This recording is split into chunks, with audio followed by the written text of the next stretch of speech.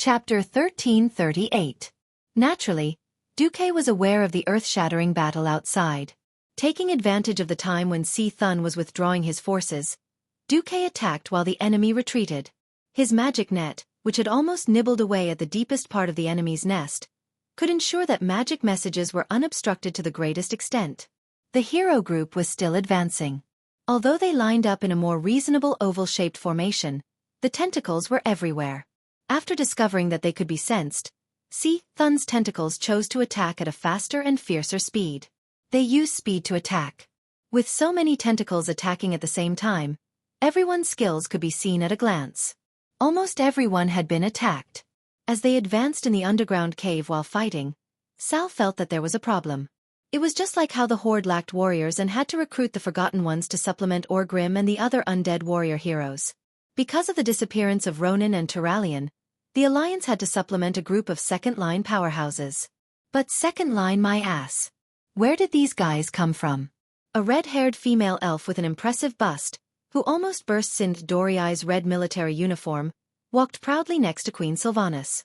This female elf who called herself Legolas claimed to be a warrior and was also holding Estel's claw, which was classified as a glove. This thing came from the Molten Core Magmadar's spoils of war. It was a set with both the left and right claws. At first, she didn't say a word, but her aura was already very frightening. That was the aura of someone who had been in a high position for a long time. Without sufficient strength and confidence, it was impossible to have such an aura. She walked next to Sylvanas. It was hard to tell whether she was the queen or Sylvanas was the queen. At first, Sal only thought that this guy's aura was a bit fierce. What happened next scared him so much that his eyeballs almost popped out. A huge Si Thun tentacle broke through the rock wall and stabbed directly at her and Queen Sylvanas. Normally, Queen Sylvanas' arrow would arrive first, but who knew that Legolas' movement was even faster? The claw of that mediocre Estel swung over, and the bystanders only felt a sudden gust of wind. In the blink of an eye, all he saw was a bloody limp tentacle. In less than half a second, the tentacle bounced up high and fell heavily again, emitting a burning smell and the sound of a leaking ball lying on the ground softly. A tentacle that could smash a steam tank or even a destroyer into smithereens lay motionless on the ground like a rotten sausage. What was even more ridiculous was that this woman actually broke a molten core level glove. The originally sharp claws were missing a large piece, revealing the white and tender fingers. What the hell was this? The woman's finger was fine, but the molten core level glove had exploded. Could it be that the gloves couldn't keep up with her strength? Sal was going crazy. The same thing happened to the other three. An eyeball tentacle burst out, attempting to attack a mage called Dog Shasterisk T. Oh, goss. In the end, this guy didn't use the magic net, nor did he connect to the elemental plane. He didn't even use an incantation. A white sea urchin that seemed to be made of pure ice flashed by, and in the next moment, that terrifying tentacle suddenly burst like a water pipe. Countless amounts of blood gushed out from the cracks of various sizes, converging into a stream of blood beside it. This tentacle that had caused damage to many heroes since the start of the war had reached the end of its life in an instant. There was also a high elf named Dom, a warrior with a long black braid. He didn't even have any equipment, and he directly hammered a sharp, curved tentacle with his fist like a drum. That tentacle seemed to have been ruthlessly smashed by a heavy industrial mechanical arm that could lift a 1,000-ton ship, and immediately went limp. Since when did the elves produce so many strong people? Thrall looked at Orgrim first. This former chief, who was already a Death Knight, shrugged his shoulders. His expression was clearly saying, if these fellows had been around during World War II at the Dark Portal, why would I fight Quel Salas? Originally, Sal thought that the person next to him understood the situation the best. Who would have thought that Sun King was trying hard to keep a straight face while looking at Goss with frightened eyes? Damn. To be able to scare the Breaking Dawn level Sun King like this, there was no need to ask. This person must have a terrifying background. At this time, Wajin gently poked Sal's waist with his elbow. Following Wajin's gaze, Sal saw a strange aura on the Alliance's side. Because Malfurion Stormrage had fallen into a deep sleep, Fandral Staghelm was the boss of the Cenarian Circle again. Logically speaking, there should be no Night Elf Druid that he didn't know. But there was one in front of him. The female druid who claimed to be Sala had a typical night elf green waterfall hair. Except for her pair of eyes that never opened, no matter how you looked at it, she was a typical night elf. Her heal, rejuvenate, and wild growth were so smooth that even Fandral, who claimed to be the #1 druid, could not compare. It had been so long since she showed off her skills, and Fandral had been pestering her for so long. "Where are you from? A solitary practitioner? Are you interested in joining the Cenarian Circle? The Way of Druids needs a master like you." His interest in Sola was not fake. He expressed deep disgust for Tyron's excessive approach to the Alliance. Although Malfurion had fallen into a deep sleep and was no longer in power, he could not murder Malfurion. Within the Night Elves, he continued to rope in stronger masters to increase his faction's influence. Who knew that Sola would ignore him, and when she was asked anxiously, she asked him to go ask Xueqi. Fandral was depressed to death. Unfortunately, he was in a state of battle, and he did not dare to bother her too much. Otherwise, Xueqi would slap him and say that he was absent-minded. That bitch Tyrant would not protect him. At the same time on the void battlefield, Krasus was sitting on pins and needles, because he was sitting on the throne of the one he respected the most. Not far away from him was an illusion of a gigantic blue dragon coiled in the air. At a glance, there was indeed an incomparably huge blue dragon entrenched there. If anyone could see through the thick elemental turbulence that enveloped the blue dragon, they would clearly see that there was no such huge blue dragon in that position. There was only a frost elemental dragon with a bitter smile on its face. Krasus was displeased. "Sapphiron, if you expose me, I will not forgive you." Sapphiron rolled its eyes. "You're blaming me?" Beside Krasus, a figure in a cloak smiled bitterly. "It's fine. This plan should be perfect. Even if something happens, we will prioritize protecting the void battlefield. That's for the best." Chapter 1339. Even further away from Azeroth, an interstellar battleship was quietly lurking in the asteroid zone. This was the extreme position to monitor planet Azeroth. What's up with the 4 lizards? Same old. The red and blue auras are still exaggerated. The bronze and green auras are hidden. These 4 lizards are really calm. Their home is about to be destroyed. Should we add another wave of attacks? Bool ****. Whoever wants to go can go. Without receiving Lord Kil'jaeden's order, I won't let my brothers go for nothing. The words of these 2 Void Lords also represented the thoughts of many lords of the Burning Legion. That's right, as long as they died outside the Twisting Void, they could theoretically revive infinitely. This was on the premise that their souls could run back.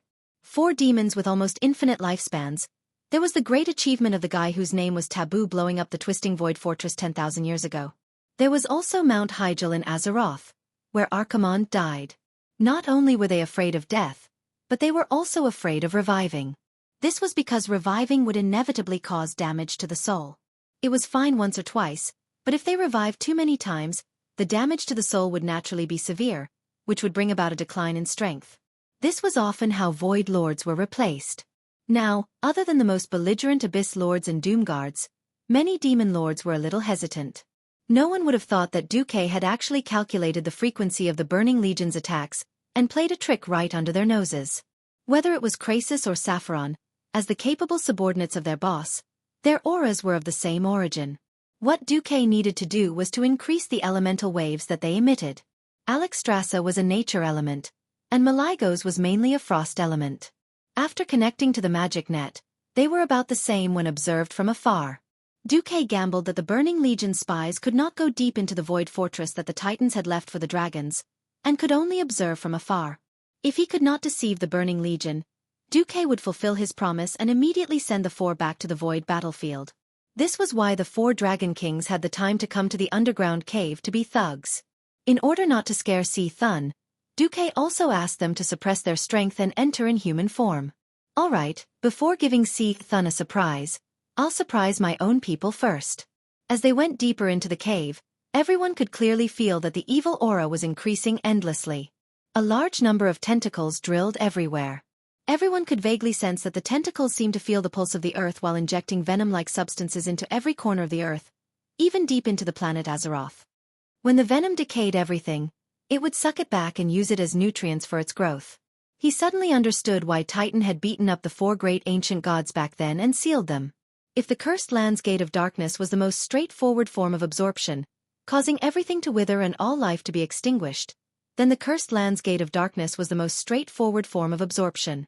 Then what Thun did was the darkest corruption and the most brutal plunder. Speed up! Under Duque's command, everyone suddenly found that the tentacles no longer drilled into the ground, sides, and ceiling of the passage. This was because all the tentacles had been directly mobilized by Duque to form magic and directly attacked from outside the walls. In the absence of interference, everyone could directly use the crystal to summon the insect mounts. Four-legged insects, fast and stable. It would be strange if they could. 4 N-shaped legs full of spikes. Any girl would have goosebumps at the sight of it. However, in the desert area, there was no mount faster than this thing. These insects the size of small cars were summoned, and whether they were willing or forced, they could only obediently follow the orders of the crystal that contained their emperor's will and bitterly move towards the more dangerous depths at high speed. From the outside, Thun's nest was a huge ring-shaped building. Next to the not-so-exaggerated gate, Duque gave one last reminder. Remember, the key is to disperse the formation. As long as we stand together, we will be infinitely connected by the rays of the eyeballs, and then we will all be wiped out. We. F***CK. Duque couldn't help but curse. Dog *T. That's right. The self-centered Maligos, who was pretending to be the best in the world, actually didn't listen to Duque and rushed in first. As the ancestor of Azeroth magic, Maligos boasted of being the king of magic. Needless to say, he didn't have a good attitude towards Duque. Even though Duque had deliberately avoided using his name when he advanced to become a demigod, and the range of the weave's usage avoided the dragons and fixed it on mortal races like humans, night elves, blood elves, and dwarves, it still didn't stop Maligos from being unhappy with Duque. Maligos' authority in magic had always been limited to the blue dragon race. This old man felt that everyone in the world who played magic had to listen to him. Perhaps in his heart, Duque was still the little morning star wizard he had met all those years ago, needing to kneel down and worship him. He could ignore all of Duque's achievements and all of Duque's efforts to protect this world. If you're so awesome, then fight Thun alone if you can. Duque scolded. He really scolded out loud. He had spent so much effort to use the time difference to pull 6 demigods to surround Thun. Did he think it was easy? The experts of the Alliance tribe were dumbfounded. The 3 Dragon Kings were flustered and exasperated. Wait, are you crazy? Alexstrasza, who had changed her name to Legolas, almost wanted to slap Maligos and drag him back. Humph. Maligos snorted coldly, completely ignoring the Red Dragon Queen. At this moment, Thun, who was in the middle of the huge circular hall in the darkness, slowly revealed its disgusting appearance. At first glance, it looked a bit like an incense burner. Its fat, brown body was full of thorn-like barbs. It was covered with dark purple eyes and yellow-black pupils that people with trypophobia most did not want to see. On the body with the base of the incense burner, there were more than 10 hooks that curved towards the sky. In the middle, there was an even larger eyeball. This huge eyeball with a diameter of at least 7 stories slowly opened after sensing the arrival of Maligos in human form. It was hard to tell whether it was ridicule or sarcasm. Thun's voice directly crossed the void and turned into mental power that entered the minds of every challenger. However, the voice was clearly directed at Maligos. It was not like a declaration. It was more like a hint or even a curse. Maligos! Death is not far from you. You will die. You will betray your siblings. You will be abandoned by your siblings. You are too weak. Duque's heart skipped a beat. Chapter 1340. He didn't know if the words brother, sister, and friend in the Draconic language were synonymous, or if that was the original meaning. Thun's words were like a powerful mental suggestion, but the one who was most affected was Duque, the transmigrator. Duque clearly remembered what happened to Maligos later. In the game version of Wrath of the Lich King, Maligos believed that the world had been corrupted by creatures that used magic indiscriminately. He decided to destroy all creatures that used magic and even magic-related creatures. Obviously, Duque was now on the top blacklist of creatures that used magic indiscriminately. If this went on, there was no need for original history or so-called prophecies. Just inference alone was enough to know that Duque and Maligos would fight. Although Duque didn't like Maligos, he really didn't want Maligos to die. The death of one more dragon aspect would weaken planet Azeroth's protective array by 20%. Even if a new dragon aspect was chosen, it would be impossible to fill the original gap. This was like changing to a small caliber screw. It could be inserted, but it definitely wouldn't fit. In the original history, the later dragon aspects became weaker and weaker. This was an indisputable fact. It wasn't until Nozdormu and his future darkened self perished together that the planet Azeroth's protective array was finally broken. Only then did the Burning Legion fully invade. Xueqi felt a headache coming on. However, he didn't have the time to care about things that happened so long ago. According to history, it would be many years before Malygos's brain went crazy. Theoretically, Thun wasn't Enzos, who was good at hypnosis and brainwashing. It should be fine, should be. On the other side, Malygos was furious. No more dragon aspects will betray their brothers and sisters. Traitors will be nailed to the pillar of shame forever. Thun. Don't think that just because you're a true god you have the right to sow discord between me and my brothers and sisters. The only thing worthy of you is a deeper destruction. In response to his angry roar, Malygos transformed. A pair of beautiful blue wings shot out from his back, and his limbs instantly turned into ferocious, sharp claws. Ice blue, fine, and solid scales covered them. The expensive epic-ranked mage robe was instantly frozen and shattered into pieces of ice, revealing the body of a giant dragon with a tail growing out of its butt. In the blink of an eye, the arrogant mage had completely taken on the form of a dragon. Although his size seemed to be comparable to Thun's, anyone could feel that their auras were not on the same level. Even so, it was enough to astonish all the experts of the tribe. Everything was explained.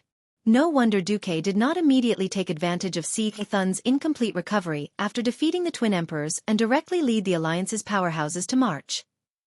It was no wonder that after the Horde killed Ozri and the Scarless, they did not immediately gather the Horde to attack. Instead, they were considerate enough to give them a full 3 days of precious rest time. It turned out that everything was just in passing. Xueqi had been waiting for the 4 dragon aspects from the beginning to the end. Malygos transformed, and the other 3 dragon aspects also transformed at the same time. 3 long, distant roars seemed to come from the War of the Masters 25,000 years ago. The battle where the titans of the Pantheon beat up the ancient gods was replayed today. Although the leader was no longer Sargeras, the Titan warrior, and he was not fighting against a group of powerful elemental lords like Ragnaros or several ancient gods who were in perfect condition, the 4 dragon kings appeared together to besiege the half-crippled Thun. This scene, which should have only existed in epics and legends, was happening in front of a crowd of mortals. It was hard to tell if it was excitement, ecstasy, or some other emotion. Strong emotional fluctuations, accompanied by the fierce vibrations of the surrounding elements, were transmitted to the depths of every mortal's heart. Everyone's hearts expanded and contracted greatly because of the excessive stimulation. Blood was strongly pumped from the heart, rushing to every corner of the body. The eyes of the weak gradually turned pitch black, and they greedily inhaled the slightly turbid air. The vision of the strong was filled with brilliance. They saw the agitation of the elements and the exaggerated confrontation. More importantly, they saw the boundary between mortals and gods. The absolute boundary that once felt unreachable did not seem so difficult to break through. As soon as the 4 dragons went up, the surrounding elements were instantly sucked dry. Malygos directly summoned an ice dragon made of pure frost elements. It pounced over with its fangs and claws bared, and it bit down. The elemental dragon succeeded, but it also failed. Its bloody mouth bit off a large piece of Thun's flesh, and only a large gap could be seen in the lower body of the incense burner. But before Malygos could be happy for half a second, the entire elemental dragon was stabbed by a large tentacle that rose from the ground into the sky. The sky was filled with icicles, and even Thun's body was not frozen much. Thun's lower body, which was brown with a little pink, began to squirm disgustingly. In everyone's vision, Thun's entire body had grown larger, except for the large eyeball above. It was proliferating. Roar! Nozdormu used sand to form a dragon's body and fiercely swung Thun's tail. But halfway through, the tail was also blocked by a large tentacle that appeared out of thin air. Its tail was broken, and the sand that exploded had a great deal to do with time. This was because all the parts of Thun that were hit by the tail fragments began to wither. Alexstrasza was the most direct. She fiercely spat out dragon's breath as soon as she went up. However, her dragon's breath was immediately offset by a red blazing light that was as thick as a house that shot out from Thun's bulging eyeball. The fierce battle between the Red Dragon Queen and the ancient god caused the most terrifying law shock. It was reasonable to say that this terrifying collision of power was enough to easily destroy a fortress and cause several blocks to collapse in the destructive shock wave. However, everyone only felt a moment of trance. The master of the Emerald Dream, the Green Dragon Queen Isra, made her move. With the strange and gentle sound of the wind, a green light spread further with the wind. The majestic walls of the underground palace of the Temple of Ankh-Kiraj silently turned into powder and sank into the hard stone ground under their feet. The battlefield that appeared in front of the mortals was a huge hemispherical hole with a radius of at least a kilometer. "Is this the Emerald Dream?" Tyrant showed a look of admiration. "No." Isra's voice sounded in the minds of the mortals. "No matter how arrogant I am, I would not dare to pull an evil ancient god into the Emerald Dream. I just used my natural power to forcibly change the surrounding landscape to make this place more suitable for dragons and mortals to fight." Chapter 1341. The power of a demigod was enough to move mountains and fill seas. The ground that had just been flattened, with a crash, the solid granite stones stacked up layer by layer like broken waves. The ground was covered with shocking cracks, as if it had experienced a terrible earthquake. At this time, the heroes were a little hesitant. Xueqi shouted, "What are you waiting for? Enter according to the pre-arranged formation." Others might not know, but Xueqi knew best. The ancient god Si Thun was disgusting not because of his powerful single-target attacks, but because of the endless situation. On the surface, the four dragon kings attacked together, and the mortals felt like they were just bystanders, but in reality they were not.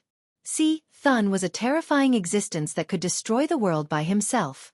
Not only did his tentacles affect the city, but they also greatly interfered with the movements of the four dragon kings.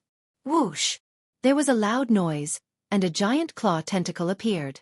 The size of this enormous tentacle was no different from that of a 5-story tower. In front of this level of tentacle, the scales and dragon skin that the dragon kings were so proud of were no different from the armor of mortals. As long as it was hit, it would definitely be pierced and torn apart. A tentacle easily penetrated Nozdormu's thigh, and the dragon leg that weighed several tons suddenly exploded. If Nozdormu was a giant dragon with flesh and blood, he would probably have been seriously injured. Roar! The Time Dragon King roared angrily, and his thick tail swept over violently. However, the tail that weighed hundreds of tons did not break the tentacle. Instead, after a few trembles, the giant claw tentacle drilled back into the ground. When had the Bronze Dragon King ever suffered such a big loss? He wanted to drill into the ground and settle the score with that tentacle. Nozdormu. Alexstrasza stopped him. Nozdormu could only resentfully restore his dragon leg. It was true that he was a giant dragon made of sand, but it took time and energy to rebuild his body. It was obvious that the attacks of the four dragon kings had slowed down.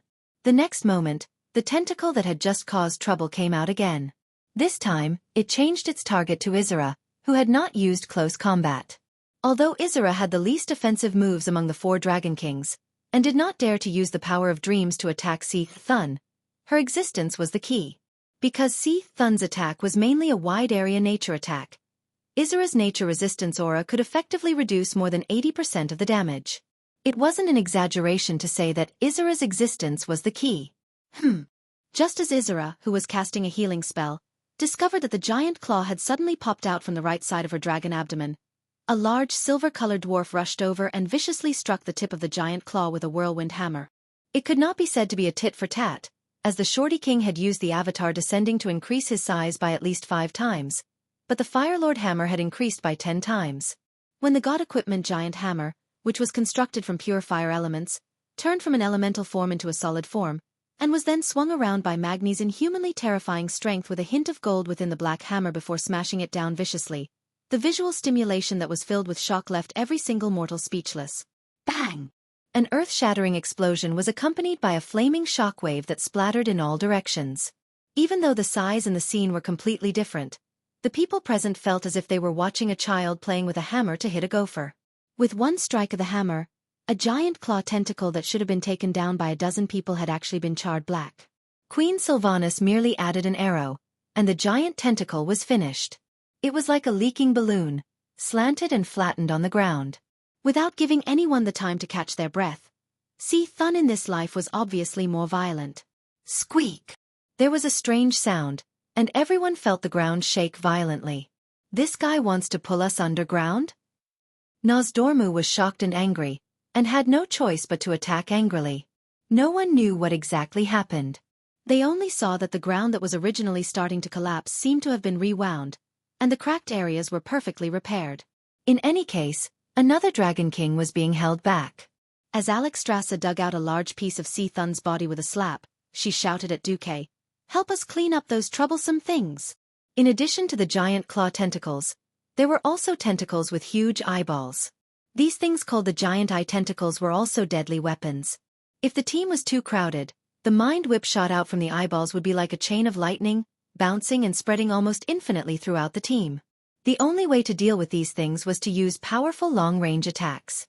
Ha! The Empress Dowager waved Ashbringer, and the brilliant golden light turned into a crescent moon. It swept across the battlefield and cut the eyeball tentacle in half at the root. This was not the end. The hideous eyeballs were still twitching violently on the ground, randomly pouring out deadly rays in all directions. Humph! The masters snorted in all directions at the same time. Queen Sylvanas' arrow. Gianna's ice. Sun King's fire.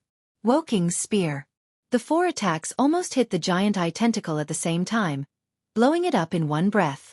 At the same time, Xueqi's performance was a little quiet. He did not look like a demigod at all. In the eyes of others, his performance was similar to that of other mortals.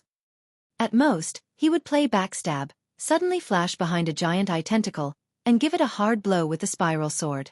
Similarly, Onyxia, who had transformed into Countess Katrana, also behaved like a peak radiant moon archmage, extremely low-key.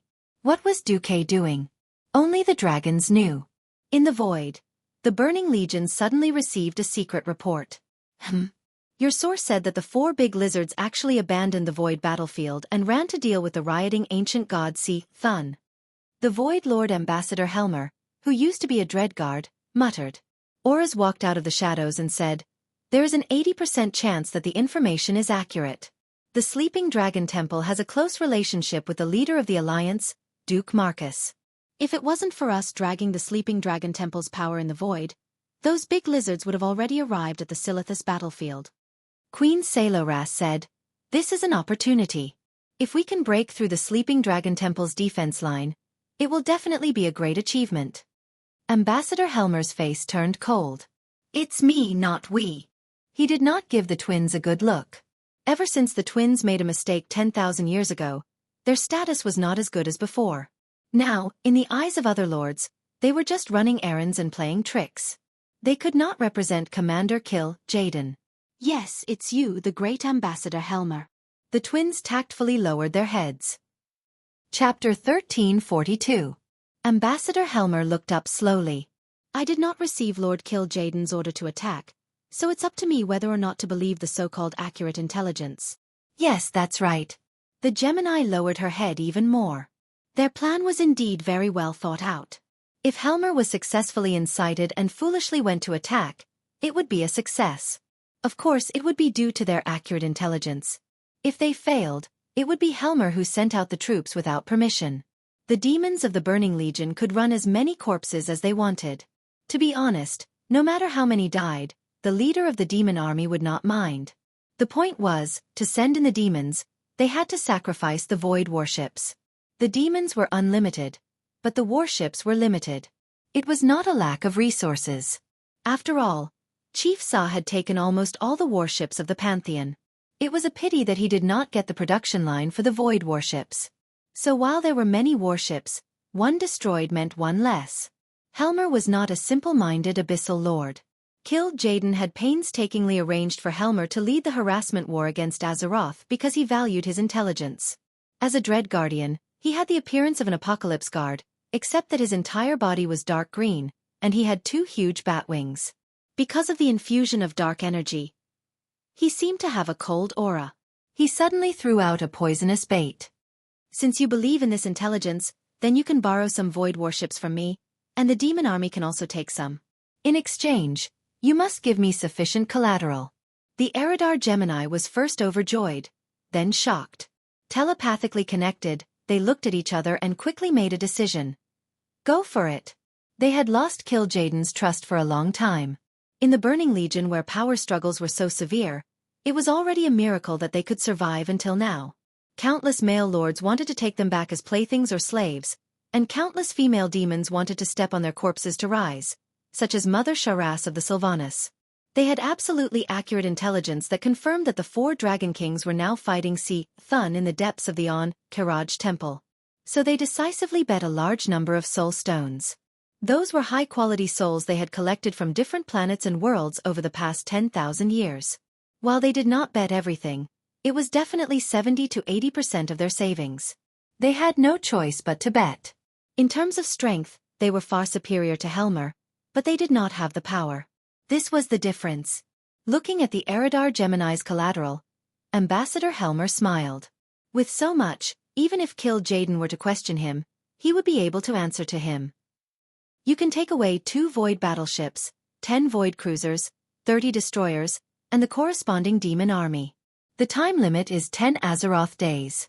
If the damage exceeds 50%, the authorization will be automatically revoked. Just as she was about to speak, she was stopped by Queen Salola's. That's right, the collateral they provided was more than enough to borrow twice their strength. But the military power was in Helmer's hands. The Eridar twins suddenly closed their eyes at the same time. Only the 2 of them could see the intense battle that was happening at the same time in another dimension. Alexstrasza bravely charged in front, tearing off pieces of Thun's flesh. Maligos used his comprehensive and violent magic to suppress Thun's regeneration. Nozdormu ruthlessly caused Thun's overgrown cells to age and die prematurely.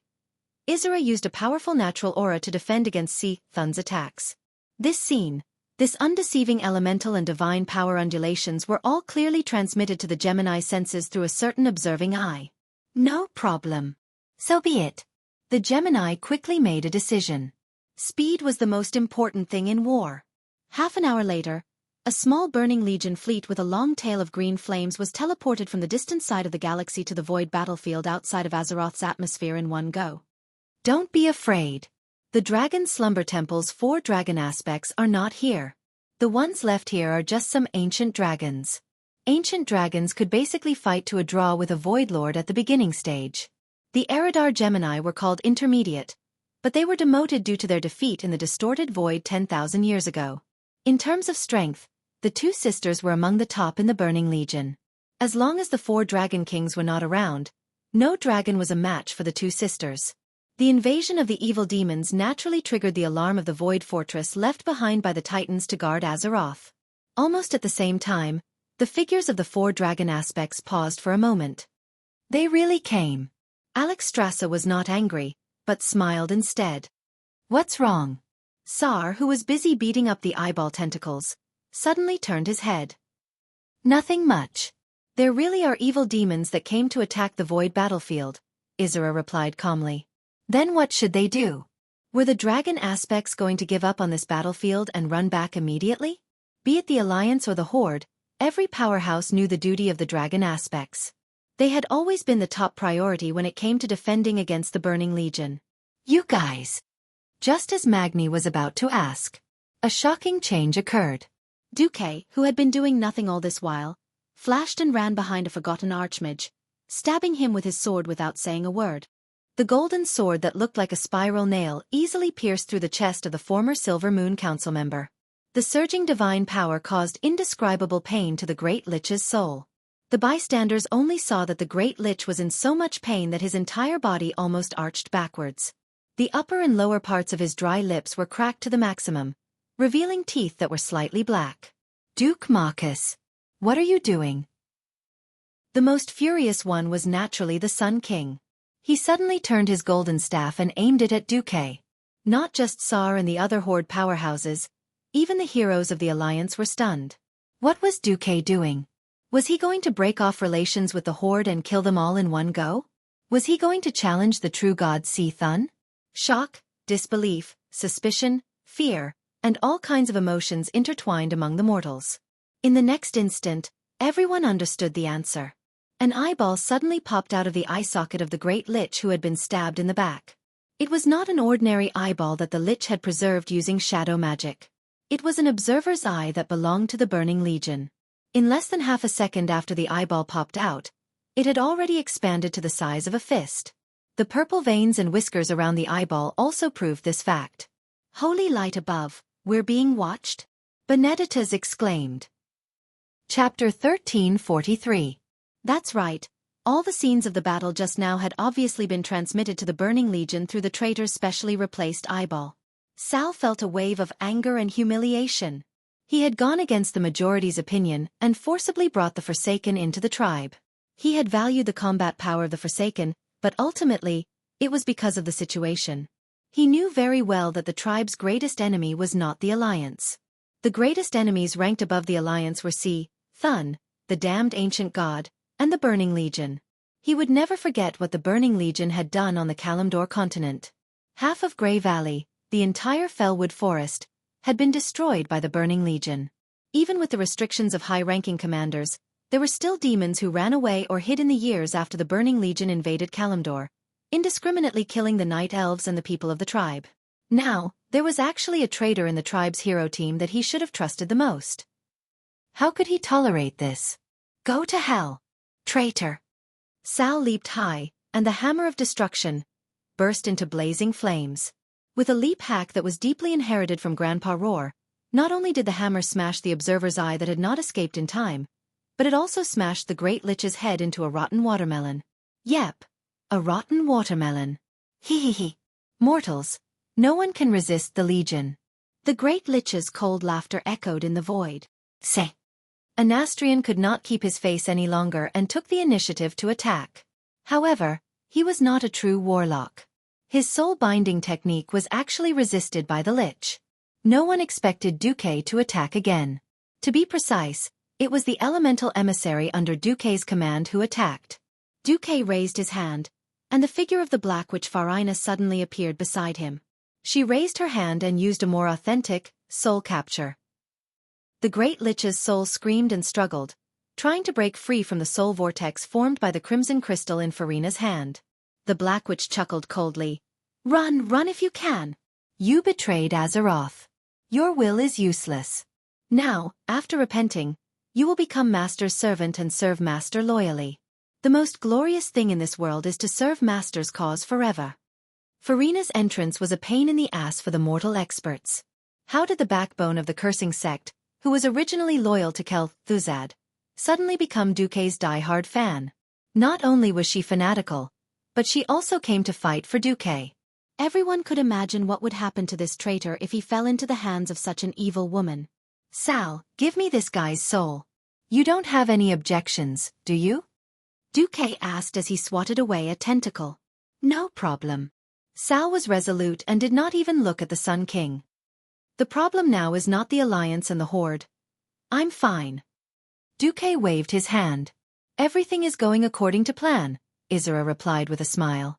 Was it all part of the plan? Could it be that even the traitor among the Forsaken was part of Xueqi's plan?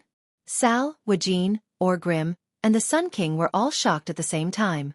Someone's changed. Xueqi slapped Onyxia, who was immersed in her sadistic fantasies, on the shoulder and woke her up. If there were no outsiders, Xueqi would even kick her on her perky and elastic butt. The formation that besieged Thun suddenly changed. Alexstrasza and Maligos were still attacking fiercely. Isra's figure seemed to be exiled by the magic of the warlocks, and her whole dragon body became illusory and transparent. However, everyone could still clearly feel her natural resistance halo, which was counteracting Thun's natural attribute attack. The most exaggerated one was Nozdormu, whose huge sand dragon body became slow. Although it was only a little bit, everyone could feel that this guy was already a good-for-nothing. How dare you be distracted while fighting me? Are you looking down on me? Thun let out an angry roar. No, we didn't look down on you. With Xueqi's voice, Onyxia quickly became bigger. As the Black Dragon Princess, there was an absolute gap in strength between her and the 4 dragon aspects. As the closest in strength to the dragon aspects, she was qualified to succeed as the Earth Guardian. Even if she couldn't do as well as Nozdormu, it was not a problem for her to defend more and attack less. No matter how strong Thun was, it was impossible for him to completely ignore the attack of a genuine demigod creature. Damn it! The whole cave echoed with Thun's roar. In the Void battlefield, the Eridar twins' faces turned green. Because just when they ordered the Void battleship to release the demonic troops and spread out the formation, they suddenly felt a strong magic fluctuation. The magic turbulence that was surging enough to interfere with space was dominating the entire airspace. In the countless battles between the Burning Legion and the Dragon Race, the demons knew that there were only two existences in the entire Dragon Race who could do this. One was the Dimensional Dragon King, Nozdormu. The other was, in the Void Fortress, a dazzling icy blue light shone. The light was so bright that it was comparable to the light of the sun in an instant.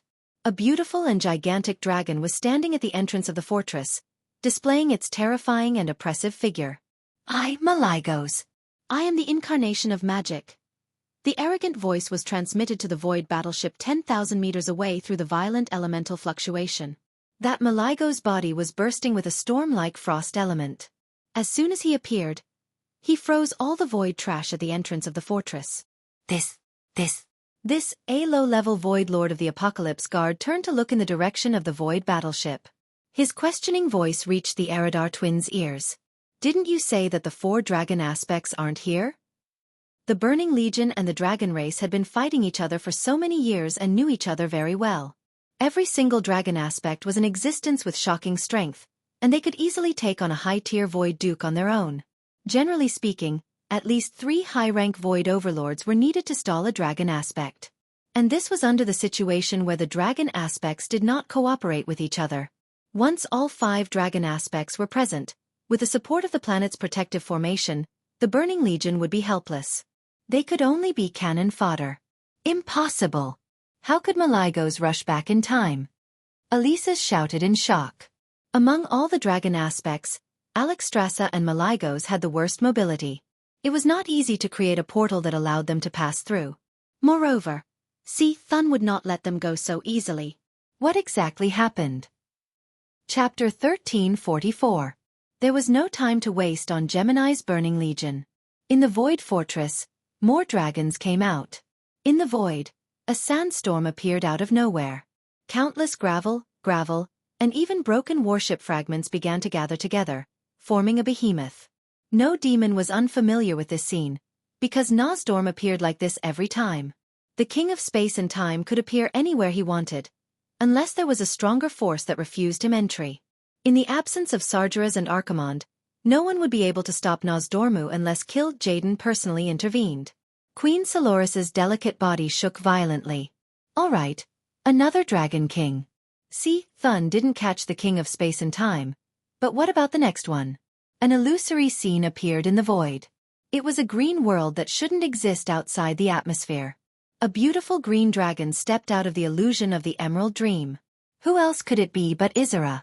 Gemini was so shocked that she almost bit her tongue off. 3 of the 4 dragon aspects had already appeared, and the last one couldn't wait. As the fiercest and highest-ranking dragon aspect, Alexstrasza didn't appear every time. Unless the main force of the Burning Legion arrived, she wouldn't appear. This time, they were 2 high-grade lords, and 3 of the 4 dragon aspects had already given face. No. It should be said that they were giving too much face. This face was too heavy, so heavy that they couldn't bear it at all. Our spies have been discovered. So what? Theoretically, those big lizards can't make it back. Thun won't let go of the prey in its nest. Gemini had to take the gamble. They were betting too heavily, so heavily that it was almost impossible to turn the tables. Moreover, it wasn't like they could retreat if they wanted to. If the opposite Dragon King was the real deal, then they wouldn't be able to leave even if they wanted to. Bet. We can only bet. Bet on who? Maligos. If Nozdorm and Isera could escape from Thun through special means, Maligos was the least likely. The massive amount of magical elements that the King of Magic carried would directly affect the stability of the Arcane School's teleportation portal, which made it extremely difficult for him to pass through the teleportation portal in battle. Dozens of Void battleships opened fire, their demonic cannons gathering a huge amount of magic power. A few seconds later, hundreds of green beams of light pierced through the pitch-black sky and shot toward Maligos. The ice-blue giant dragon performed an amazing performance in the Void. He flapped his magnificent wings and nimbly dodged the most powerful beam from the main cannon. As for the beam from the secondary cannon, he did not even bother to block it as he charged straight at him. He was as domineering and terrifying as ever. Under Malygos's lead, the dragons dodged the cannon fire while attacking the Burning Legion's fleet. He was close. He was close. It was getting closer and closer. The dragons didn't have very good long-range weapons, but this was limited to existences other than Malygos. He fluttered his huge wings and raised two terrifying starlights. It was a frosty brilliance that looked like starlight. It gorgeously went against the green cannon's light and crashed into the two destroyers at the front. Although the 200-meter-long destroyers made a serpentine maneuver, it was meaningless in the face of magic attacks that could still be controlled after they were launched. Poof! The white light shot in. In less than a second, the entire black destroyer turned into a large, bloated and ugly eggplant. Then, countless white lights flowed out of the destroyer. The spots of light grew more and more intense. The next moment, the entire destroyer exploded just like that. There was no bright but fleeting explosion, no flying debris and demonic limbs, only a huge ice coffin in the shape of a sea cucumber. Just like Malygos had done for the past 10,000 years. He was as skilled as ever. He was as arrogant as he was in the past. You lied to me. The low-level Void Lords roared in unison. They were not direct subordinates of the Gemini twins. They were only willing to come out this time because the Gemini swore that the 4 Dragon Kings were not around. These low-ranking lords of the army were willing to come and try their luck. Now, not only did they fall into the trap, but the Gemini twins also fell into the trap. Nozdormu also showed his power. Dark space-time magic that was hard to see with the naked eye attacked, easily aging the metal of the cruiser's outer shells. The demonic cannons exploded after a few shots. The other wyverns attacked, using their sharp hard claws to squash a void cruiser like a tomato, ripping open its intestines in just a few moments and destroying it. Isra made thousands of demons fall into a dream, foolishly becoming lambs for the dragons to slaughter. This battle was more than one-sided. This was simply a one-sided beating. The Gemini twins were stunned. They had been scheming all year round and were used to being scheming, but now they were being schemed against. They could not help but laugh at themselves. Were the two sisters getting worse and worse? In the past, he was able to fool everyone, but now he was being used. At this time, the smart Gemini twins had figured out many key points. Xueqi indeed wanted to borrow the power of the dragons, but the 4 Dragon Kings would not be at ease if the external enemies were not stable. Just taking advantage of the time difference was not enough. Xueqi had dug a trap for the Burning Legion to jump into. The only difference was who jumped into it. The Gemini twins, unfortunately, became the one who got hit. Even though they did not understand how Xueqi could make Malygos appear in 2 places at the same time, they were sure that before the next regular harassment battle, the Dragon's Void Fortress would be truly empty. Unfortunately, there would be no one else who would be the Pathfinder. The Gemini twins could not even protect themselves, so how could they care about the other lords? Haha. Elises, did you notice that this is very similar to a certain human? It's infernal affairs. Indeed. Humans don't have a lifespan of 10,000 years. With Nozdormu around, nothing is impossible. The Gemini twins fell silent. So what if they guessed correctly? Everything had nothing to do with them. Ever since the defeat in the ancient war 10,000 years ago, when the largest fortress in the Twisted Void was destroyed, they were pushed to the bottom by the angry Sargeras, and almost became the lowest existence in the army. In these 10,000 years, the army worked hard to recover, and they also tried their best to climb back up. After climbing for 10,000 years, they finally returned to this position. Who knew that they would suffer a crushing defeat again? They had already killed Jaden's trust, and the days ahead would definitely be even more difficult. Not to mention that there was no evidence to prove that Xueqi was the infernal affairs. Even if there was, they would not expose it. In their hearts, a new idea was born. Chapter 1345.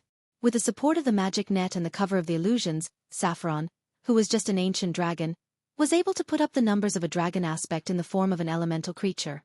If there was an all-star MVP election for this battle, Saffron would definitely be the winner. Xueqi and Saffron combined their wills and swept through the scattered demons. Because Saffron wasn't a real dragon, he could do many things that dragons couldn't. With a beautiful S-shaped maneuver, Xueqi had Saffron dodge a series of demonic cannons. The battleship and 2 destroyers in front of him was the last organized resistance. There weren't many bullets, but they couldn't stop Saffron's advance. Saffron charged forward like lightning, his blue and white figure drawing a continuous arc in the void. He didn't stop for a moment. All the cannons were like fireworks in a grand festival. They were beautiful but useless. He brushed past Saffron, who was disguised as Malygos, by a hair's breadth. Dozens of magic arrays with complicated blue and white patterns hovered around him like loyal guards. They kept releasing elemental beams of different colors to kill the demons that were scattered around. He wasn't just shooting in a straight line. In the void, he would slightly shake up, down, left, or right, and the beams would fly to who knows where after a certain distance. Saffron's concentrated attacks were like blooming chrysanthemums, full of arcs. If the demons weren't careful, they would be hit. Once mobility decreased, even the strongest demon was just a target. "Don't come over. After I enter the battleship, just help me kill the other demons," Saffron ordered in the form of Malygos. There weren't many blue dragons in the void battlefield, but when their boss wasn't here and there were no new orders, the other 3 dragons would choose to follow the orders of a higher-level dragon. Everyone was just surprised that Malygos was so fierce today. First of all, the accuracy of his long-range magic had greatly increased. Then, why was he interested in these battleships that had destroyed who knew how many? As a creation of the Titans, the Burning Legion's battleship had the same structure as the one that a certain someone had boarded 10,000 years ago. If Saffron was a real dragon, it would not be easy for it to enter a warship that was more than 3,000 meters long. Not Saffron. He easily stuck to the outside of a demonic cannon, taking advantage of the gap between shots. The frost elements easily infiltrated the inside of the barrel. Originally, the battleships were piloted by the Titans and their creations, so they naturally had complete defensive measures. Unfortunately, the ones controlling the battleships were a group of crude demons. It wasn't an easy task to find someone who was willing to be a cannoneer among the irascible demons, who advocated close combat but didn't have a high status. Those who could barely aim and fire their cannons were already qualified demon cannoneers. Of course, the little demon cannoneers couldn't understand what reverse charge was. When they reacted, a guy who looked exactly like Malygos in human form was already standing next to the cannon. Humph! His body was a humanoid made of frost elements, and the controller was Xueqi. With just a cold snort, the end of these imps had arrived. The intense collision between magic and the evil life form had caused the smell of blood to overpower the air purification ability of the warship's ventilation system. The silver-black corridor turned from colorless to colorful in an instant, drenching the surface. A faint ice shield covered Malygos from all directions without any blind spots. At the same time, a large amount of frost elements that looked like mercury surged and accompanied him. It was as if he was walking on the metal corridor of the battleship. The scene was as weird as it could get. 3 blurry dragonians slowly rose from the wave of frost. These 2 fellows, who looked like dragon men but were actually elemental creatures, guarded Malygos from both sides and behind with double-headed machetes in their hands. Therefore, if any attacker wanted to attack him directly, they could only attack from the front. A few icicles shot out, easily dispersing the shadow arrows fired by a few Eridar warlocks. When he walked into a hall, a Lord of the Abyss came along the spacious hall, waving a double-headed beheading sword and charging at him. However, the powerful slash suddenly froze when it was 2 meters away from Malygos. It was as if there were 2 boulders weighing thousands of kilograms, one on the left and the other on the right, pressing down on the broad blade. Malygos, who was wearing an ice-blue robe, said softly, "Scram!" This enormous demon, which weighed at least 10 tons, was sent flying faster than a kite with a broken string. Is this the strength of a Dragon King Guardian? A mysterious smile appeared on Malygos' face. It's not like... Guess. That's what his expression said. Since it was a disguise, it had to be done perfectly. While completing the mission, Xueqi did not forget to ask for some benefits. Pretending to be Malygos and showing off his might was a requirement of the mission, but at the same time, it was convenient for a certain Dragon King to take the blame. 2 words came out of Malygos' mouth lightly. "Ice seal." In the next moment, the ice elemental energy that surged out from the weave turned everything in sight into ice sculptures. The road to the bridge was now unobstructed. Malygos moved forward with his head held high. Be it the heavy gate or the complicated magic formation, nothing could stop him for even a second. All the defenses were destroyed under the impact of the violent elemental magic. He took 81 steps forward. A total of 81 traps were destroyed. When the last door fell down, Duke saw his target, the Eridar twins, just as he wished. The Gemini stared at Maligos for a full 3 seconds before sighing at the same time. I knew it. You're not Maligos. That big blue lizard isn't as showy as you. I wasn't sure before, but now I'm completely sure. You're not Maligos. You're Duke Marcus, a newly advanced demigod who entered the divine realm as a mortal. Do you have anything else to say before you kill us? Aureus and Queen Saloras were convinced, but they knew that they would not be able to escape today, so they wanted to confirm it at the very last moment. Xueqi was not surprised that they were seen through. The Eridar Gemini were masters of disguise and working behind enemy lines. To them, his illusory disguise was clumsy. So, Xueqi removed the illusion and revealed a human body made of frost elements. However, the figure was exactly the same as Xueqi's. An elemental body, Saffron's soul, and Xueqi's will. This combination surprised even the knowledgeable Eridar Gemini. Xueqi smiled. Make your choice, Gemini. Will your soul be destroyed, or will you leave behind a small hope for a comeback? Chapter 1346. The two identical beautiful faces of Aurelia and Saloras were shocked at the same time. They couldn't believe their ears.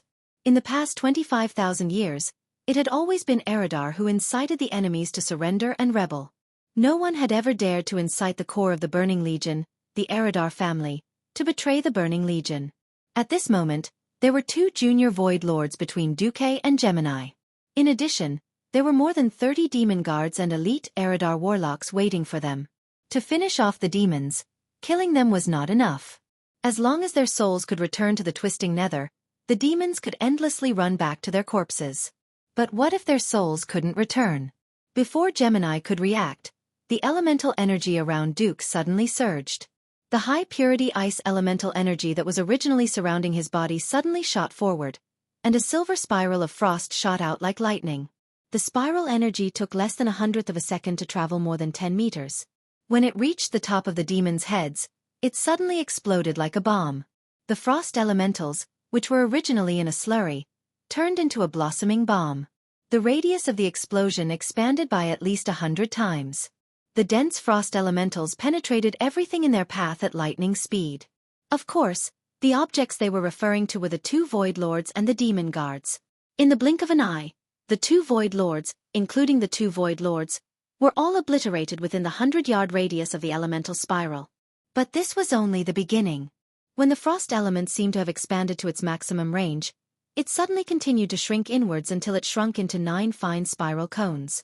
Then, it continued to explode outwards at an even greater speed, piercing through even more demon guards. Then, they shrank and expanded again. This happened 3 times in a row. The maximum range of the frost elementals had expanded to almost the entire bridge.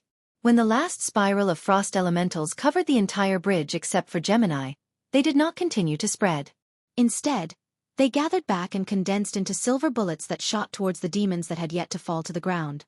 After penetrating the ice elementals of the demons and unleashing every last bit of the spiral energy, the ice elementals finally exploded and fell back to the undulating elemental wave beneath Xueqi's feet. The silver-white frost reflected the lights on the bridge, making Gemini's face increasingly gloomy. All of this took a long time to describe, but in fact, from the time Xueqi released the frost elemental spell to the time he cleared the area, only 3 breaths had passed. A large number of demon elites, including 2 low-grade demon lords, had disappeared without a trace. The difference in strength was very obvious. Being hung up and beaten was never the scariest thing. The worst that could happen was death. Every demon firmly believed so. What was terrifying was another scene that happened in a domain that mortals couldn't reach. In his spirit vision, the souls of the devils whose bodies had been destroyed and whose souls were about to slip back into the distorted void were suddenly intercepted.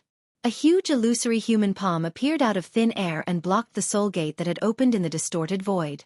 The palm had a strange suction force, emitting gravitational waves like a black hole, and captured the souls of dozens of demons, including the souls of the 2 Void Dukes.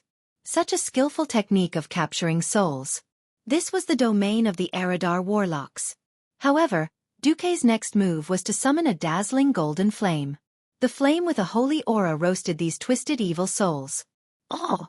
Except for the 2 Void Dukes, all the souls of the devils had completely disappeared from this universe. There was no resurrection.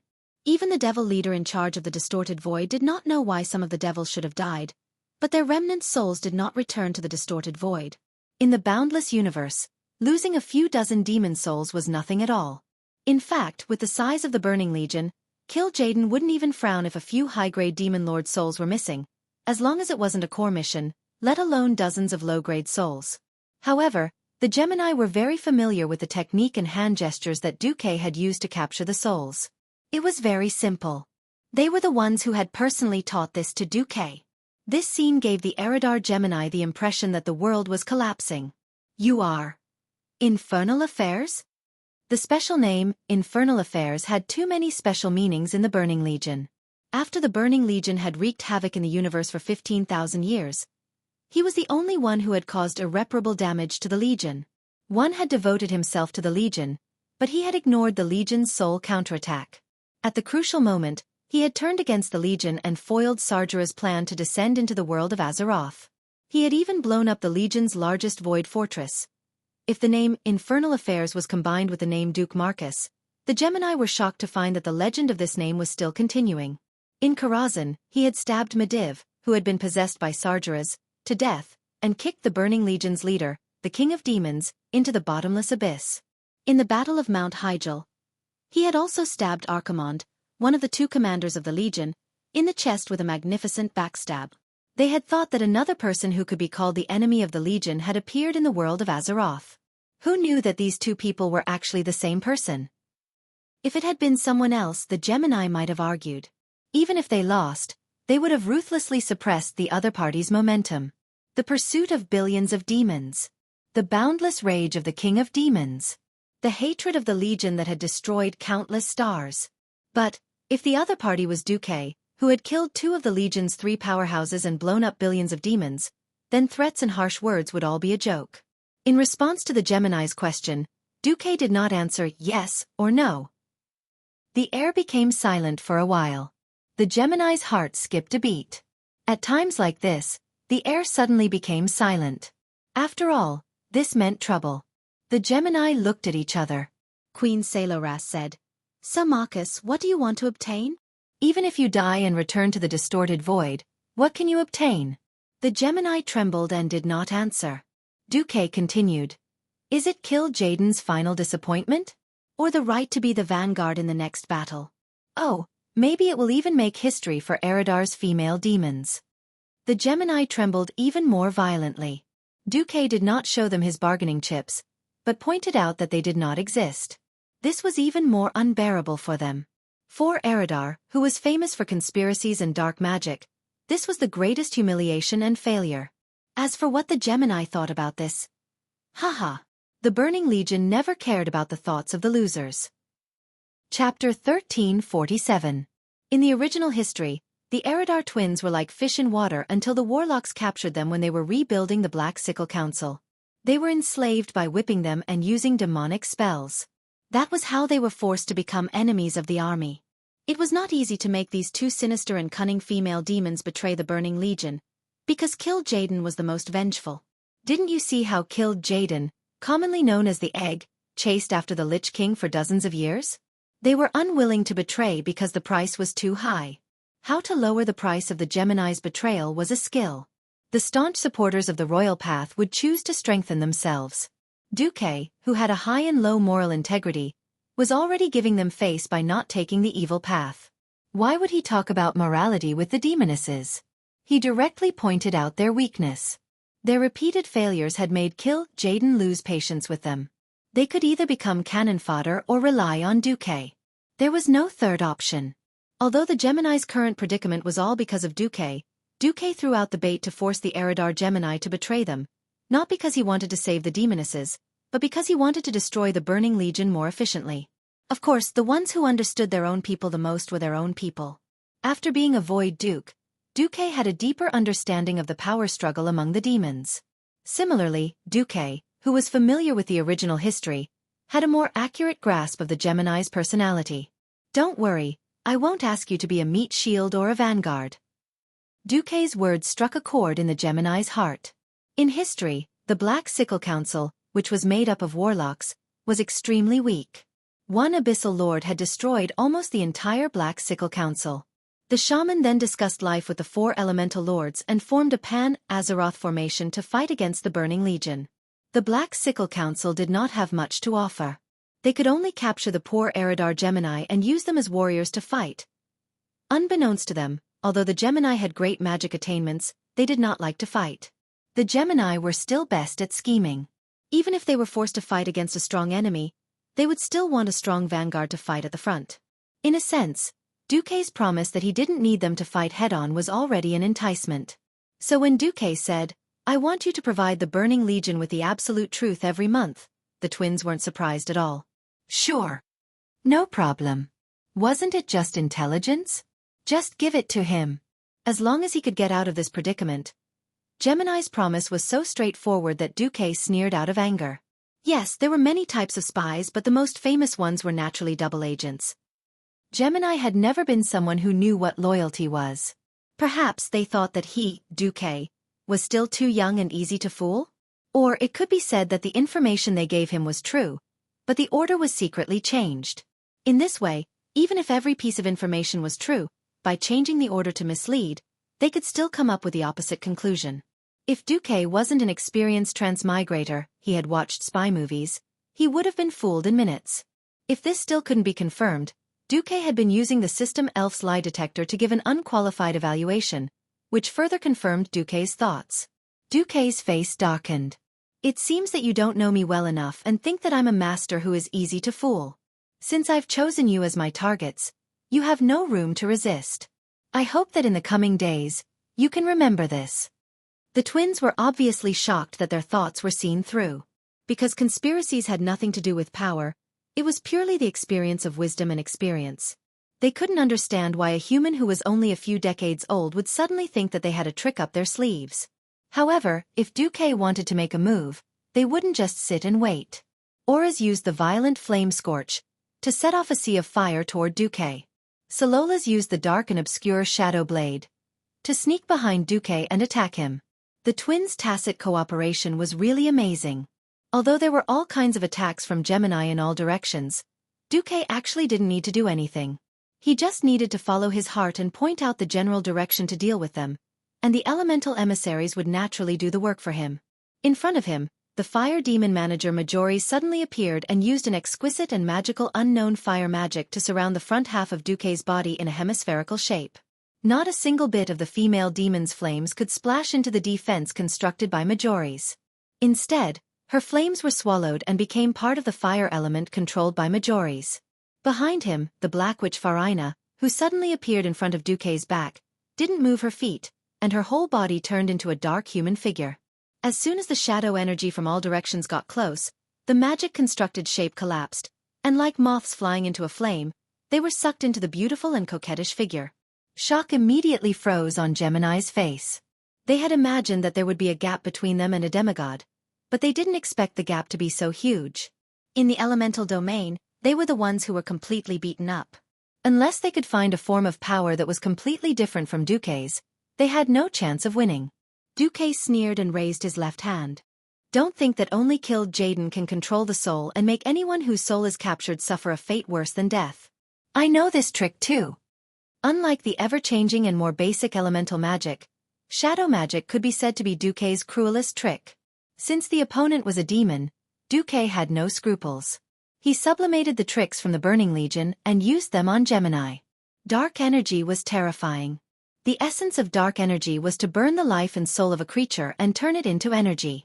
The Soul Shatter, which was derived from negative and crazy soul magic, inherited the cruel characteristics of the warlock magic.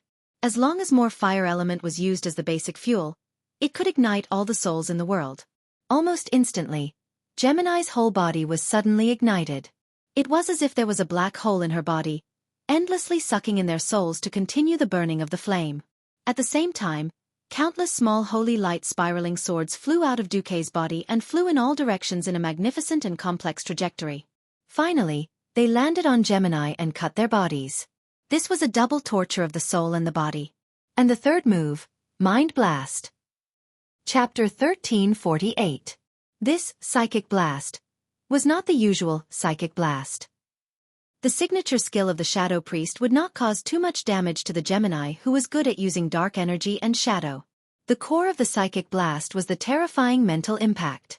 The impact was secondary, and the private goods mixed in was the main point.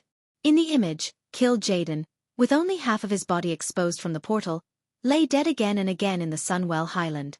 The Egg Elder roared, struggled, and angrily used its signature skills. There were many skills that the Egg Elder had not used for more than 20,000 years. Through the System Genie's 3D imaging, the image was almost completed frame by frame.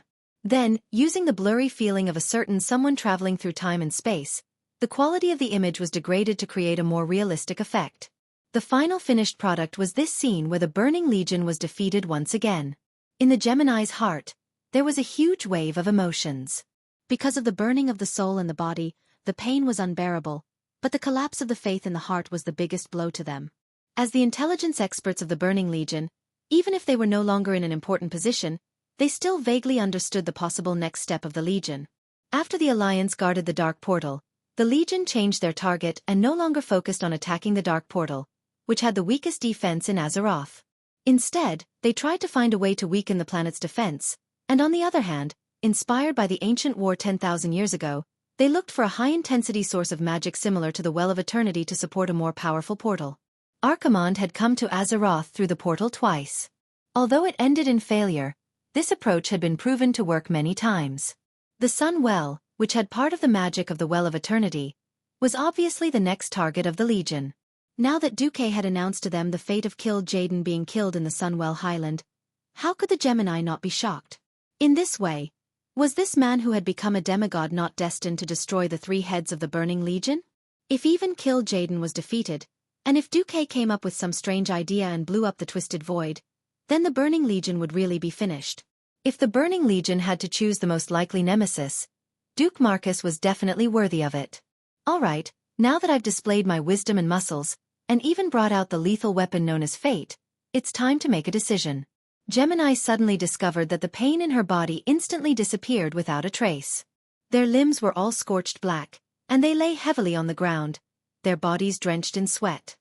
Ignoring the weakness of their bodies, they struggled to support their arms with their elbows against the floor of the bridge so that they could look up at the demigod, an existence even more terrifying than a true god. Although Azeroth and the other true gods were strong, weren't they still beaten by Sargeras back then? There had never been anyone like Xueqi who could foresee the enemy. If he could foresee everything, in theory, all conspiracies would be ineffective against him. If they were still the capable subordinates of killed Jaden more than 10,000 years ago, they might be interested in challenging their ultimate enemy, Xueqi, to see if he had really expected everything. Unfortunately, things were different now, and they no longer had the confidence to do so. Gemini looked at each other and said at the same time, "You'll get the information you want." Very good. Xueqi raised his chin slightly and looked down at the Eridar Gemini at his feet. Send the information to the Karazhan. Use any method to send it to a certain heroic spirit. After saying that, Xueqi began to approach the control area of the bridge and tried to put his hand on the control panel. It's useless. Queen Saeloras smiled bitterly. Do you think that after you sneaked into the Twisted Void and did so many things, the Burning Legion really didn't have any countermeasures? Xueqi raised his eyebrows. Elisa's continued, all battleships are installed with at least one set of countermeasures. Once the system determines that the intruder's strength is far greater than the demon on the ship, it will start the self-destruct sequence.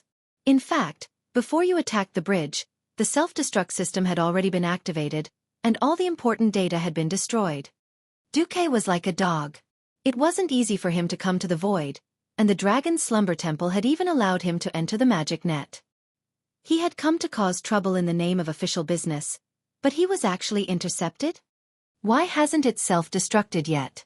Sargeras ordered the creation of this system to cause more damage to the enemy, and we haven't completely lost the ability to fight. However, it won't be long. Almost as soon as Saeloras finished speaking, Xueqi's system genie began to jump with warning prompts. Warning! Warning! High energy reaction detected. The possibility of the Void battleship self-destructing is 99%. Xueqi's face darkened, and he snorted. Humph. Then Xueqi made his move.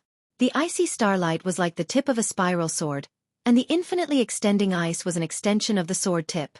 The white light that surged out like a volcanic eruption instantly filled the entire bridge. Ah! The Gemini screamed at the same time. They could clearly feel that their souls had been frozen, and then a large piece had been ruthlessly cut out. Jaden had kept a portion of their souls in the distorted void, and now a large piece of their souls had fallen into Duke's hands. Just now, Duke had used his actions to prove that since Jaden could destroy them by igniting their souls, he could do it too. In a sense, the worst situation had occurred. They had been strapped with explosives, and there was more than one person who could press the button. From this moment onwards, they were really walking on a tightrope between a mountain of knives and a sea of fire. If they were not careful, they would be consigned to eternal damnation. Of course, Duke wasn't that kind of disgusting boss. He wanted the horse to run fast, but he didn't want the horse to eat grass. As their bodies were being destroyed, the Gemini suddenly discovered to their surprise that the amount of their souls had decreased, but their strength had increased. This is... Before they could cheer, their bodies were pierced by the icicles. Then their graceful bodies, along with the collapse of the ice and the explosion of the battleship, turned into dust in the universe. Elemental bodies didn't fear explosions. Duke turned back into Maligos's dragon form. After leaving the explosion range of the void battleship, he sensed the surroundings and found that the battlefield was basically clean. The adult dragons of the tricolor dragon tribe, under the leadership of the ancient dragon, surrounded the last demons that tried to resist. At this moment, Nosdormu and Isra flew over. The three demigods communicated with each other mentally. Did it work? Nosdormu asked. It should be no problem. This can at least buy us 24 hours for Azeroth. Duke nodded. That's great. Isra was a little excited. Chapter 1349. From the Burning Legion's point of view, since the Eridar Gemini had been used as cannon fodder, it proved that the 4 dragon aspects that should have been in on Kiraj were still in the void battlefield. So it didn't matter if they were defeated or not. After all, they had already completed their task of delaying the dragon aspects. What Duke needed to do was to make use of the time difference. At this moment, deep within the Kiraj Holy Temple, the fierce battle was still going on. Ha ha ha! You will all die. Those who go against my will be destroyed. From the sound of it, it sounded like a vicious villain announcing his evil declaration. However, Thun's voice revealed an inhuman coldness, as if hinting at its master's mood swings. No one could imagine how twisted the mind of an existence that had been sealed for 25,000 years would be. Ever since he lost the Battle of Dominators and was sealed, Thun had been suffering for far too long. From the unbridled existence of the Dark Empire, he had become a forgotten existence. He couldn't wait to announce his return to all the intelligent creatures in Azeroth. And the best gift for his return was naturally the strongest demigod in Azeroth. Perhaps it was because his sealed power wasn't easy to unseal. Or perhaps he simply wanted to spread fear and despair. Other than fiercely attacking the 3 demigod dragons, Thun still spent a lot of time ruthlessly torturing the mortals. Arg! A forsaken warrior who had been a beastman chief in his previous life was accidentally stabbed by the giant claw's tentacle. The sharp claws, coupled with the terrifying impact, easily pierced through his superior armor. Gotcha! Everyone within a few meters could clearly hear the sound of that guy's spine shattering. As a skeleton warrior, his skeleton was everything to him. Now, his entire body was like those skeletons that were hung on the city gates as a warning to the public, being lifted up high. In the next second, the eyeball's tentacle moved closer, and the natural ray was injected into his mouth at almost 0 distance. The surging power of lightning rushed towards the core of his soul. In less than 2 seconds, a former chief, now a forsaken warrior, disappeared from the world forever. Damn it! Old Howlgrom dashed over and slashed with a powerful horizontal strike. Against Thun, jumping around randomly was very likely to become a target for the tentacles of the eyeball. However, as an experienced old warrior, Grom's every move was so concise that it reached the point of returning to the basics. Looking at the space, he even had the time to make a 360-degree turn to increase the power of the axe. Puh! The tentacles of the giant claw, which had already suffered from repeated attacks, finally exhausted the last of its life force under the axe. It collapsed to the ground like a deflated balloon, and a large amount of pus flowed out of every wound. Such a fierce battle was only a microcosm. The focus of the true battle was still the 3 dragons and 1 ancient god.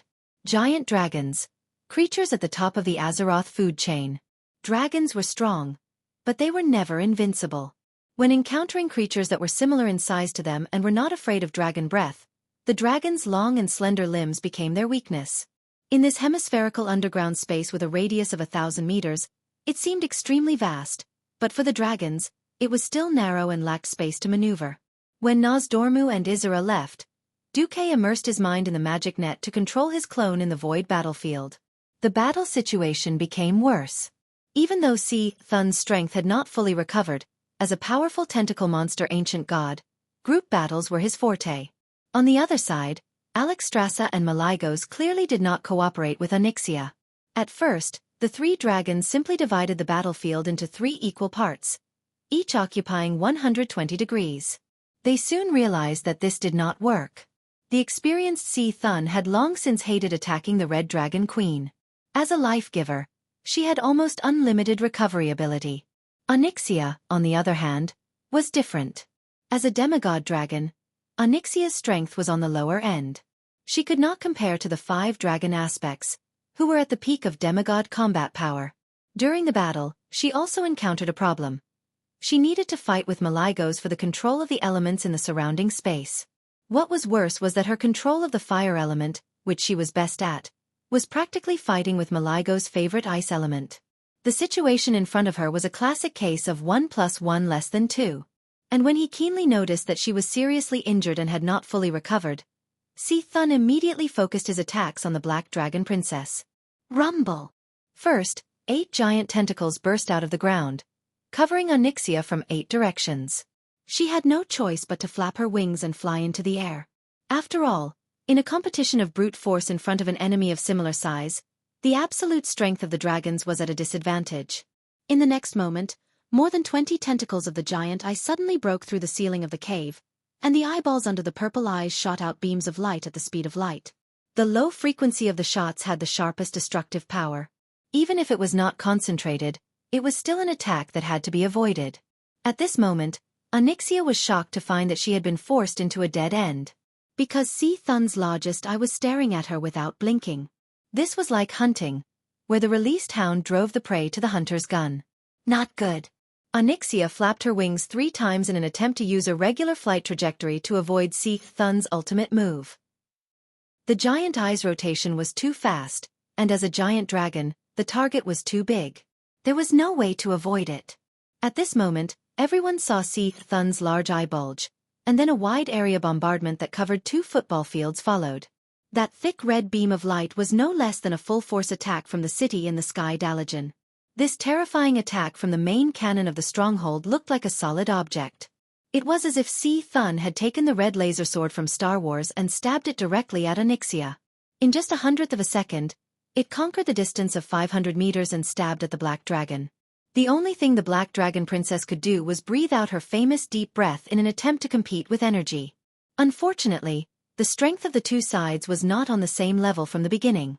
The blazing dragon's breath seemed weak under Si Thun's main cannon, which was even hotter. Onyxia's deep breath, which gathered all of her strength, finally failed after resisting for a few hundredths of a second. The beam of light pierced through the dragon's breath and went straight in the direction from which the dragon's breath came.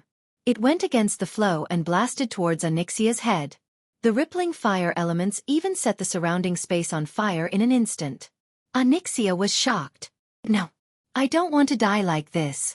If my ultimate fate is still death, then what's the point of me being a mount? Chapter 1350.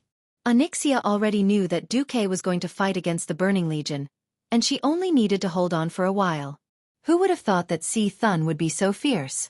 Its attack pattern was the same as Xueqi had said, but the number of tentacles had increased by several times.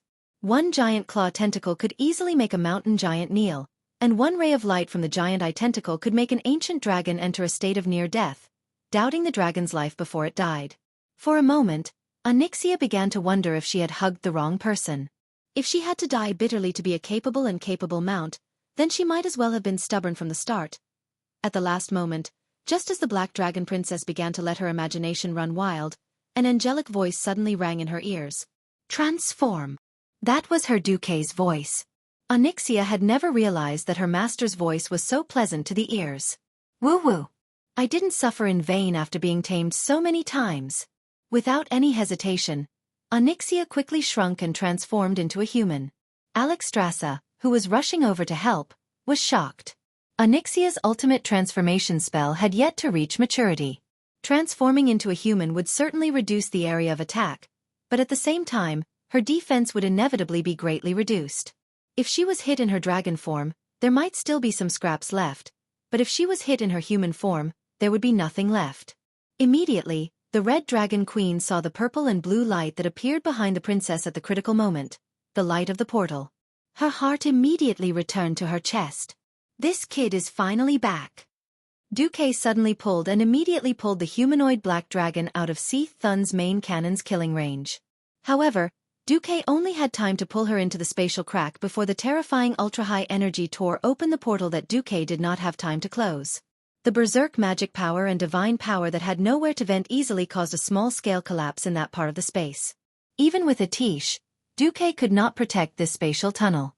In an extremely embarrassing situation, Xueqi held the staff in his left hand and pulled with his right hand, using almost all of his strength to pull the Black Dragon Princess out of the spatial tunnel. Bang! The bystanders only saw a flash before their eyes, and the black dragon that was supposed to be hit disappeared. Then, they saw Xueqi suddenly rolling around with the mage who had transformed into Countess Katrana. Woo! Onyxia was pinned under him in an M-shaped position. Ah! When Xueqi came back to his senses, his face was full of embarrassment. The dragon under him blushed and whispered, "If you want to tame a dragon, can we talk about it after defeating Seath Thun?" Xueqi was speechless. Nozdormu and Isera entered the arena once again. The two giant dragons that tore through space were very eye-catching. Only Orgrim whispered to Thrall, "I suddenly have a good idea. If you can deal with a certain dragon king like Xueqi did with Onyxia." Just then, Alexstrasza suddenly showed her power and bit off a tentacle of the giant eye that had reached over to seek death. In the next second, because the red dragon wanted to expel Seath Thun's evil divine power, it used the power of life to evaporate the foreign substance in its mouth, causing the dragon's mouth to overflow with thick mist. Looking at the bloody mouth that was flowing with blood and Seath Thun's pus, Thrall's face darkened. He shook his head like a rattle and refused to do anything. Sigh. It had to be said that there was something called talent.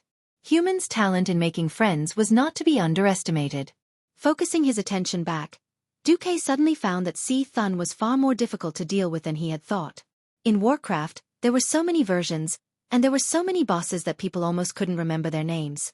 There were not many that could be branded in the minds of players and make countless players cry.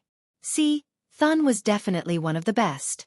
Xueqi didn't remember if Seath Thun was ranked first, but he was definitely in the top 3.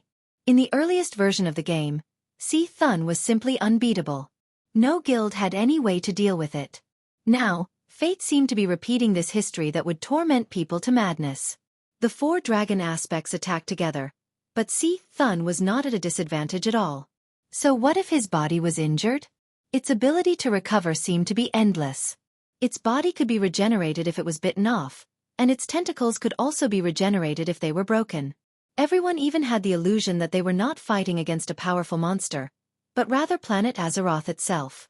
No matter how much damage they dealt to Seath Thun, it could be replenished with energy from the planet and regenerate indefinitely. The only good news now was that the void battlefield had been settled. The 4 dragon aspects could now fight with all their might. At the same time, Xueqi also made a move. "Don't fight with me for the control of the elements." Seeing that Xueqi was about to attack, Malygos warned Xueqi fiercely. He. A single sentence of, "dragon that angers me will be in danger." For a moment, a scene appeared in Xueqi's mind. In Stormwind City's King's Valley, the hanging dragon head had turned into the blue head of Malygos. F***CK. Malygos, you claim to be the king of magic, but what are you doing now? A wide area cone of ice was sent over, and 70% of the magic power was in the air. More than 20% was resisted by Seath Thun, and less than 10% caused actual damage. Xueqi rolled his eyes. That's right. Malygos considered himself the world's strongest ruler of magic, and in terms of magic power output, he was indeed above Xueqi. If Xueqi's magic power output per unit of time was compared to a train with a total load of thousands of tons, then Malygos was at least a cargo ship with a load of hundreds of thousands of tons. But it was precisely because of the difference in magic power demand that it seemed that Malaiko's magic damage was higher. The dragon aspects didn't have a system elf, so it was impossible to calculate that in terms of magic power, Xueqi's damage was higher. Moreover, the dragon aspects were all siblings, so they worked better together. Okay, for Alexstras's sake, I'll hold it in. Xueqi was a demigod, so of course he couldn't just be a bystander. Didn't he see that after Onyxia got up, she turned back into her dragon form and changed to cleaning the tentacles at the edge of the underground cave? A thought popped up in Xueqi's mind. He acted on it. All of a sudden, a huge illusory three-dimensional magic network formed under Xueqi's feet. It was like a spider's web, as dense as a hedgehog's. 6 types of elemental light bloomed at the same time. Malaikos turned his dragon head and almost wanted to curse, but he suddenly realized that Xueqi didn't occupy the magic he needed. The magic that Xueqi used came from different corners of the elemental domain. The elemental world was very vast, and as a pure dimensional elemental world, not to mention a demigod, even a dozen true gods couldn't instantly use up the power of an elemental world. Chapter 1351. For the sake of convenience, the point closest to Azeroth was usually used to open the passage to the elemental realm. Because there was magic flowing all year round, those points were also the easiest. Now that Xueqi had avoided these magic absorption points, Malaikos naturally lost the right to scold Xueqi. Humph! With a cold snort, the Blue Dragon King turned to focus on attacking Thun. Groups of magic elements gathered on the battlefield at a speed visible to the naked eye. They quickly condensed into something like a dark cloud, and then, accompanied by a thunderous sound, a sudden hail poured down. They constantly combined with each other in the air, forming a sharp existence like a sharp sword. Almost instantly, they pierced through the tentacle forest that had just risen. The hail was endless, and as the elemental group expanded, it continued to extend in all directions. Dozens of ice prisms the size of ballistae pierced through the tentacles of the eyeball, and flesh and blood flew everywhere. Thun's natural lightning magic and ice elements in the purple eyeball clashed fiercely, causing an even bigger explosion. The tentacle limbs that were blown away fell on the heads of the people around them like a landslide. These corrosive broken limbs were definitely not good things. For a moment, there was a lot of screams, and the allied healers were immediately busy. Kalia had improved a lot.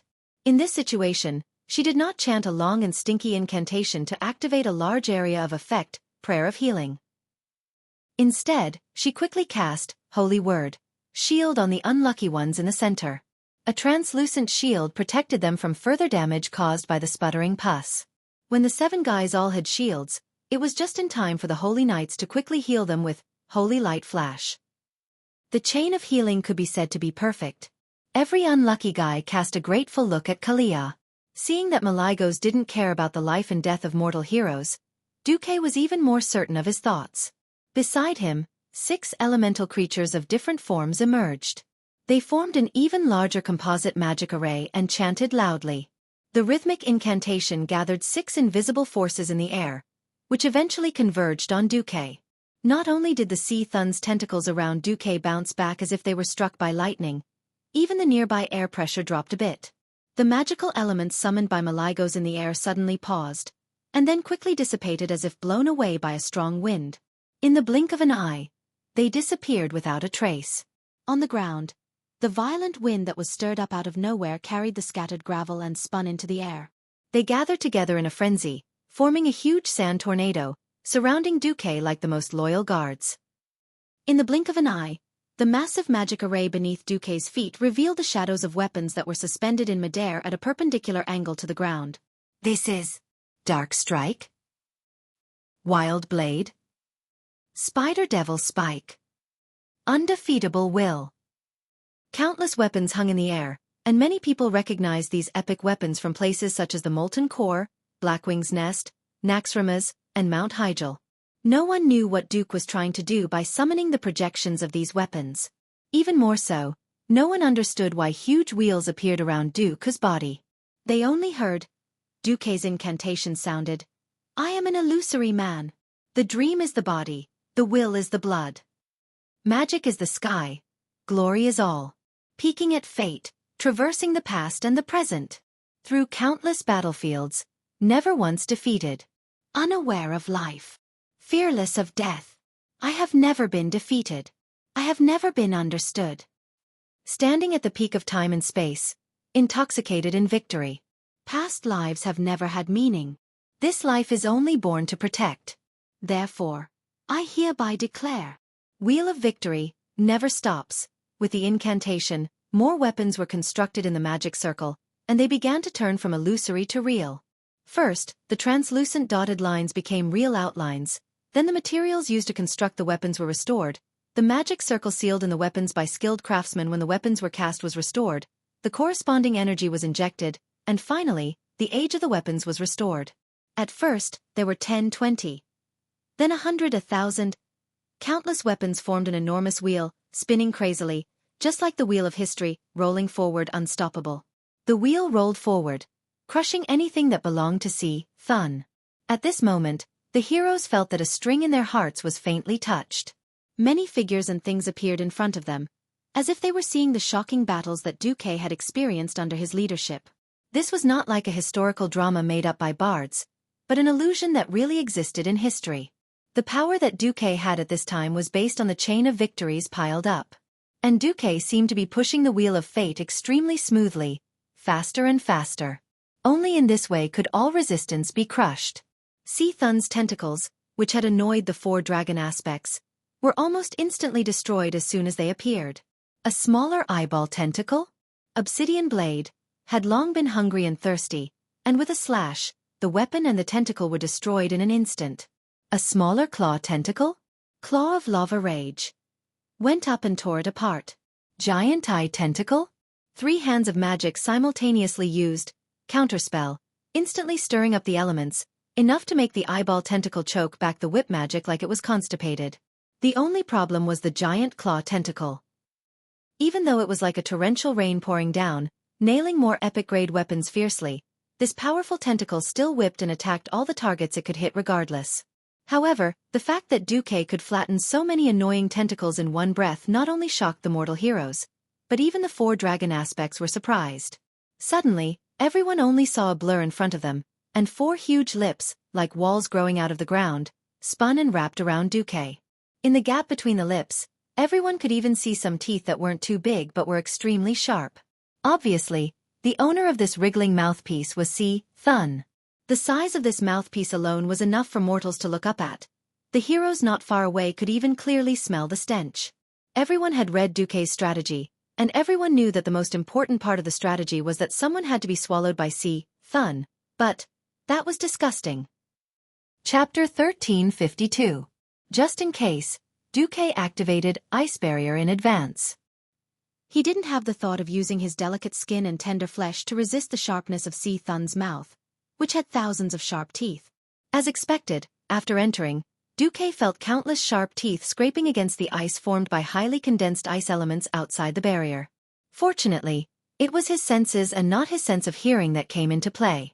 Otherwise, wouldn't the sound of countless claws scraping against glass kill him? Wait a minute. Something's wrong. He had never heard of See Thun's huge mouth swallowing people with so many teeth. If even a mage like Xueqi found it hard to deal with, then wouldn't the other unshielded professions be done for? Xueqi came back to his senses and looked at the system notification. Warning! Warning! You have been swallowed by the descendant of Oro of the Sandworm race. If you do not improve your condition, you may suffer serious damage. F***CK. Did I make a mistake? Xueqi's face darkened, and he exploded on the spot. Do you think I'm Hello Kitty if I don't get angry? A mere descendant of Oro was naturally unable to block the connection between Xueqi and the magic net. A huge amount of ice elements began to gather in the descendant's body. Saffron! Xueqi shouted in his soul. Understood, Ice Dragon replied on the spot. The layer of ice in Oro's heir's throat was growing thicker by the second, and in the span of a few breaths, it had turned into a giant block of ice that was firmly lodged in its throat. Then, an incomparably violent draconic aura began to attack its low IQ brain, shaking its rationality. Very easily, this mini-boss went completely berserk. It, who had originally retreated into the ground, jumped out again, ignoring the fierce attacks of the mortal heroes of the allied army, and charged straight ahead. In front of it was its boss, See Thun. Who would have thought that it would recklessly smash a large bloody hole in the lower part of its own gang leader's incense burner-shaped lower body? It even waved its 6 caliceri below its mouthpart as fast as lightning, trying to drill into it. Traveling through the sand was just an instinctive action for the sandworms of the Oro race. But for Si Thun it was pain. It should be said that the pain in his heart was greater than the pain in his body. On account that your father, Oro, had sacrificed his life for the country, I was kind enough to let you be my hired thugs, but you actually dare to rebel. It did not matter if Oro's descendant had done it intentionally or not. In any case, it had attacked its master, so it had to die. The newly emerged Si Thun tentacles ignored the attacks of the mortal heroes and viciously attacked Oro's children. Grandpa Si Thun's chrysanthemum sacred claw. Grandpa Thun's love lash. Here.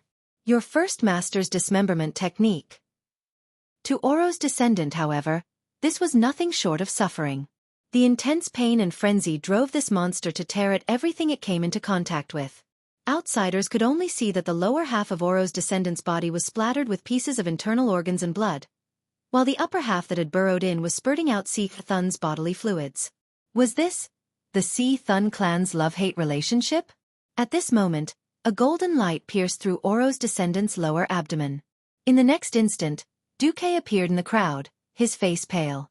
Even with Duke's so-called demigod-level physique, he felt like vomiting after being shaken so much that he felt like vomiting. Duke suddenly understood why Medivh, as a demigod, had been able to stab him in the chest and kill him with a single stab of his sword. Although a mage-type demigod had the most powerful elemental attack power, while the heavens had bestowed upon Pharaoh such powerful destructive power, they had also very fairly made Pharaoh a very fragile person. Once his magical defenses were broken, his demigod body would at most be comparable to a mortal heroic paladin's body. The term thick skin was probably not fated to have anything to do with Duque for the rest of his life. After he came out, he only lost his composure for a moment. Duque immediately became that sage-like demigod with a staff in his left hand and a sword in his right. Seeing this, Thrall was stunned and couldn't help but cry out. Did he calculate the sandworm's threat to the team and deliberately let himself be swallowed? 30 meters away, Queen Sylvie's ears twitched. On her beautiful face, her facial muscles formed a rather awkward curve. No, you're thinking too much. That guy must have seen wrongly. It was at this moment that Duque suddenly felt that something was wrong. As if he was possessed by a ghost, he turned around. This time, the big mouth that rose up from the ground behind him finally overlapped with the image of the giant mouth tentacle in his memory. However, being swallowed twice in a row wasn't a pleasant experience. For a moment, Duque almost wanted to throw Gavin Rad, who was asking for a beating, into it and let him be swallowed instead. At this moment, Orgrim suddenly said, "Before you, there was a blonde priestess who was swallowed." F***CK. Kalia got shot again. Looking around and seeing that Kalia was indeed nowhere to be seen, Duque jumped in without thinking. In a pitch-black world, the blonde priestess shook her head hard, trying to wake herself up from the dizziness as soon as possible. Almost instinctively, she gave herself a holy word, shield. She didn't know how long she had been in a daze. Maybe it was a long time, or maybe it was only 2 or 3 seconds before she remembered what had happened before she fainted. She had been swallowed by the giant mouth tentacle. Even though the mouth of the giant mouth wasn't fast, it was as slow as a turtle in the eyes of a thief. Unfortunately, for a priestess, it was as slow as a snail. As a result, the snail was robbed by the turtle without any suspense. The giant mouth swallowed her in one gulp. When she woke up, she hurriedly struggled to sit up. It was so dark that she couldn't see her fingers in front of her. No matter how many battles the girl had experienced, and how she usually appeared quiet and strong in front of others, some characteristics wouldn't change as she grew up.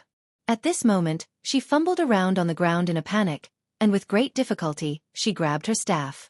Now that she had the staff, she felt a lot more at ease.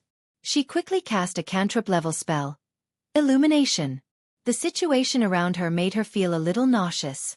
The seemingly vast hall was actually Si Thun's huge stomach, with rough walls squirming all around. She didn't know if it was the stomach wall or something else. Ah! She let out a scream because she was shocked to find that her boots had stepped into something soft. The strong corrosive pain stung her, and the entire epic-ranked boots melted. Oh my god! I've been swallowed. I'll be melted.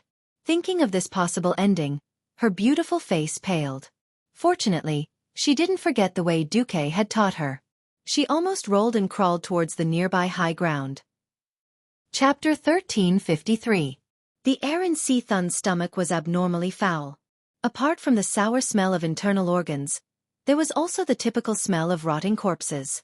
Almost as soon as Xueqi was swallowed, he opened the system elf scan and shouted, "Kalia, are you okay? Are you still alive? Kalia, please don't let anything happen to you. If something happens to you, then I'll be a failure as a demigod." Thinking of this, Xueqi actually felt a little scared to the point that he was about to tremble. Frost elements spread under his feet, giving Xueqi a relatively safe environment. He looked around, hoping to find Kalia in this damned place that was half submerged in corrosive acid. But he was also afraid of seeing a cold, broken, beautiful corpse. After searching for a while with these conflicting thoughts, the system suddenly notified him that there was a pair of legs on a protruding rock not far away. This discovery almost made Xueqi die of sadness. But before he could get closer to take a look, he was relieved. It was a pair of night elf leather boots. It must have been some daring elf thief who had sneaked in not long ago and tragically died. Xueqi took a light breath of the cool air filtered by the ice shield and began to move towards higher ground. Although Kalia's movements were not as nimble as the other women, she had seen the world and experienced great battles. At this time, she should have at least run to the predetermined location. Without even needing to throw a few fireballs, Xueqi could see in the blurry darkness that there was a high ground in his 9 o'clock direction. If history did not lie to him, that was the only exit. The elements here were already quite chaotic, so he could not use flash. Xueqi activated his magic and ice shield, moving quickly against the debris falling from above.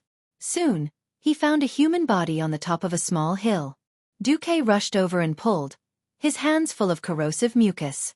If it wasn't for the holy light in her body forming a small protective layer on the surface of her skin, if it wasn't for the thinnest acid here and the extra extreme nature potion protecting her, Kalia might have been a corpse by now.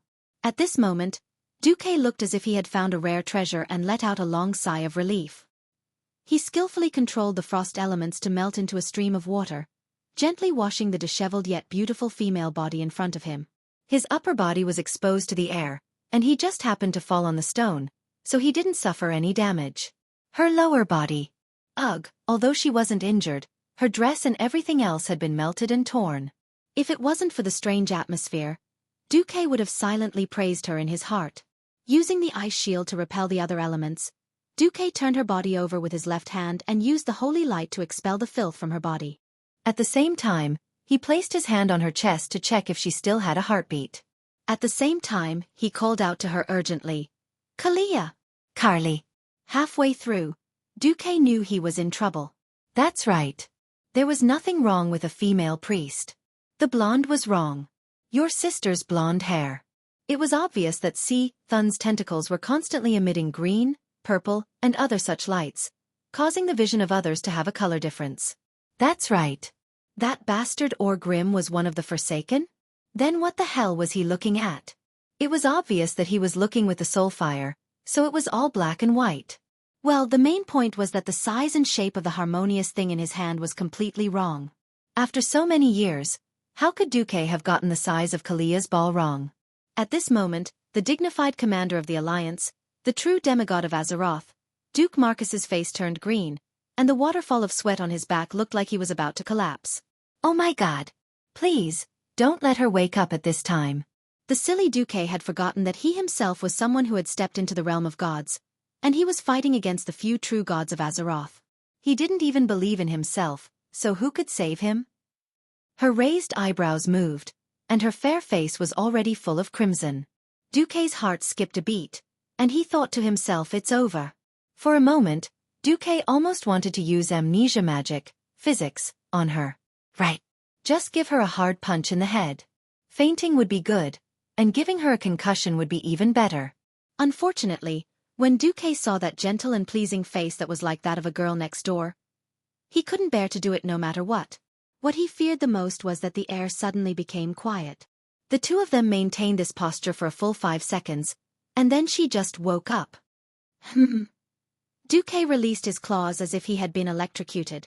With a sanctimonious expression, he looked like an upright and reliable young gentleman. Sally, you're awake? Are you okay? That's right. Duque made a big mistake. The first to be swallowed was Sally, not his Kalia. Well, the above was all the main point. The main point was that after Sally took the extreme nature potion, her lower body was quite slippery. See, Thun did a lot of things that slime monsters like to do. Sally's face instantly turned as red as a steamed red prawn. She stammered and said in a low voice, "I'm sorry, Sir Marcus. May I ask if you have spare clothes? It would be even better if you have equipment." Yes, yes, yes. While Duque was doing his business, summoning Saffron to attack Sea Thun's weak points everywhere, he rummaged through his storage space that was like a doghouse. Why was it all women's equipment like quicksand robe and insight magic robe? Never mind, I'll give Sally a set first. Then Sally half sat, picked it up, and her face turned red. She said in a mosquito-like voice, "Excuse me, do you have any other rape?" Duque slapped his forehead. "It's over. This is a big misunderstanding. These two robes were famous for being sexy in Azeroth. The biggest selling point was the high slit that reached the waist. Now that he didn't rape her, he just asked her to wear any magic robe. Wouldn't he be asking her to go to the battlefield with a gap?" Although the upright and reliable young gentleman Dumuk silently praised it in his heart, he always felt that the girl was at a disadvantage. Gritting his teeth, Duque finally took out an indescribable item. At this time, Sally's hand trembled as she took it. "Nothing else?" "Nothing else." Dumuk lowered his head, like a student being scolded by a fierce teacher. Of course not. Originally, it was something that Duque prepared to deceive Jaina and test the flow of magic between different people. "Lord, can you carry it over?" "Okay." Duque was as obedient as a grandson. Just as there was a rustling sound behind him, the ceiling of the stinky space suddenly opened again, and a figure covered in golden light suddenly fell down. "Boss, are you okay?" The first half of the sentence was extremely loud, and the person who came was Gavin Rad. Then, the second half of the sentence went astray.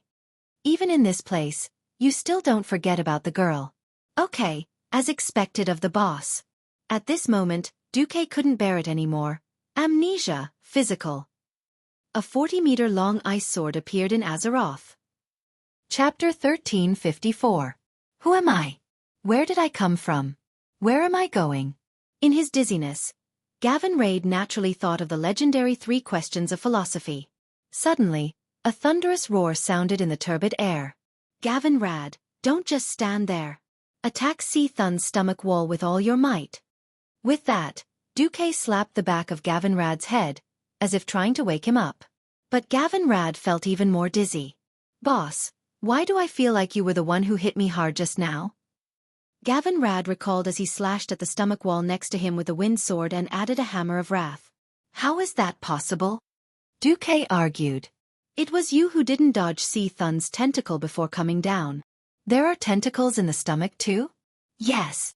I just destroyed one." "How can we understand the physiological structure of a true god-level monster?" Dr. Du said confidently. "I've read a lot of books. I won't lie to you. Who was the first to come down?" "Sally Whitemane. She couldn't take it and left." Duque was telling the truth. In this life, Sea Thun's stomach structure was different from that in the game. It was a very interesting stomach part. It was a thing the size of a stool and looked like a meatball. As long as one gave that thing a hard punch, Sea Thun's stomach would twitch violently and vomit out the person who beat the meatball. "I see." Gavin Rad sighed. "Don't think too much. The time in the stomach is limited. Go all out." As Duque spoke, he squeezed his magic circuit and released as much magic power as possible, bombarding any tentacle that dared to emerge from Sea Thun's stomach. On the outside, Duque was an awesome demigod.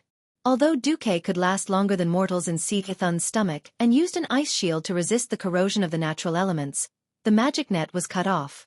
Duque could only rely on his magic circuit, which was far superior to a Breaking Dawn mage but far inferior to a true god, to produce magic power. Soon, when the Oxhead Chief Cain fell down, Duque couldn't hold on any longer. He had no choice. He had wasted too much time trying to save Sally. Before Duque left, he left behind a magic orb. As long as it was not destroyed, the ice elements released from it could at least act as a shield and air filter, allowing the people inside to last longer. Blarg! Under the violent attack of the tender flesh, Si Thun also vomited Duque out.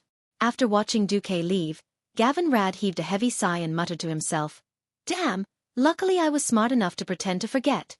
Otherwise, I might have been killed this time." "What?" Kane turned around abruptly. "No, I'm fine." Gavin Rad decided to keep this matter to himself. The incident in his stomach was destined to be an episode that no one would ever mention again. On the other side, Sal was surprised to see Duque bounce out of Si Thun's incense burner body as if he had jumped out of a stone. "Duque, you were just swallowed." No wonder the great chief was shocked. When Duque wasn't around, the songs and dances were still being sung and danced. No, it should be said that under the control of several elemental emissaries, more epic weapons were smashed out. Now, there were almost no small tentacles on the scene, whether it was claws or eyeball tentacles. Basically, as soon as the small tentacles came out, they were instantly killed by the weapons thrown out by the Wheel of Victory system. The mortal heroes were able to focus more on dealing with the giant claws and eyeball tentacles. In theory, the scales of victory should be tilted towards the Allied forces. But this was not the case. Because in the outer circle of the battlefield, a terrifying fog of death had accumulated. They couldn't figure out what it was, but they could confirm that it wasn't just pure elemental damage. It was more like a combination of crazy will and some kind of terrifying curse. Nozdormu, who was the most unafraid of death, swept his tail made of sand in. It was fine if his tail suddenly broke midway. At first, the broken tail was like a broken lizard's tail, twisting and jumping on its own. After a few breaths, it turned into a sand monster the size of a minotaur with an unknown number of limbs. A kind of chaotic will and power that had never been seen before forcibly took away Nozdormu's control of the sand, which then mutated and created a new unknown type of monster. These monsters were extremely fierce.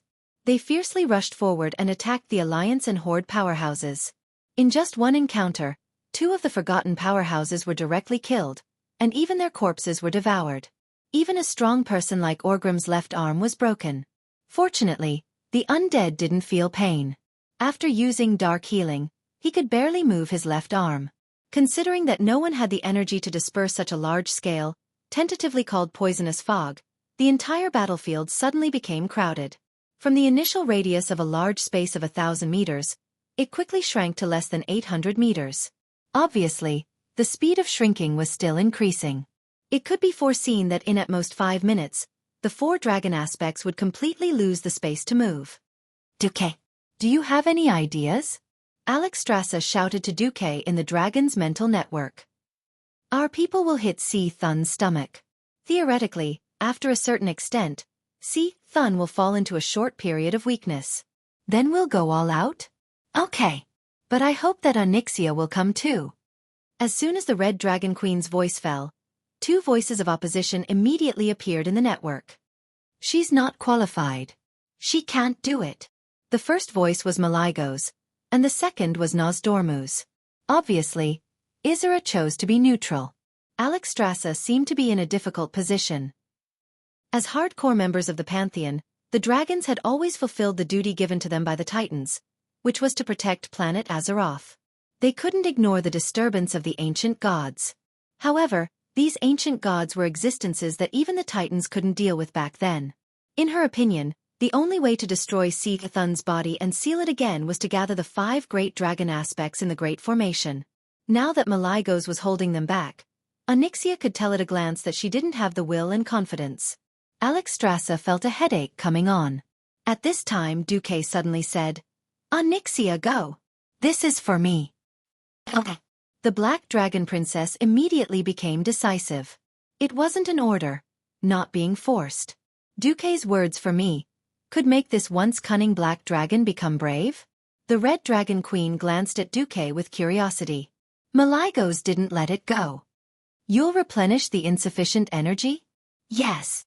I'll replenish it." Chapter 1355. This is the dragon race's secret. Maligos' voice in the spiritual network was as firm as stone. "I'm only responsible for providing energy.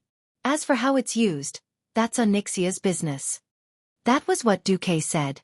In fact, for a guy of Duque's level, just from the changes in energy transmission and observing the dragon race's magic array, he could see many things. Not to mention that Duque had a killer weapon, the system elf. Now the dragon race had fallen into a vicious circle. If they wanted to exert the greatest power, they had to use the black dragons who had once betrayed them. Only by joining the Guardians of the Earth could the pentashade dragon race be considered complete and exert the power of various high-end magic arrays to the extreme. Here came the main point. Ever since Nethario, the Wing of Death, was tempted by the ancient god En-Zoth, the entire black dragon race had become the target of corrosion. Even every young dragon that had just hatched from the dragon egg would be affected by the ancient god. Onyxia was the only exception. Although she was also born after the fall of Death Wing, firstly, she was a direct descendant of Nethario, so her vitality and will were stronger. Secondly, she was subdued by Xueqi when she was on the brink of death at 1% HP. In that extreme situation, even En-Zoth had given up on her. In the end, Xueqi picked up a big bargain and got rid of En-Zoth's will and soul corrosion hidden in her. During Alexstrasza's visit, she had even touched Onyxia herself to confirm this. It could be said that Onyxia was now the only black dragon that the Dragon Sleeping Temple could ally with, and the only black dragon that was qualified to be allied with.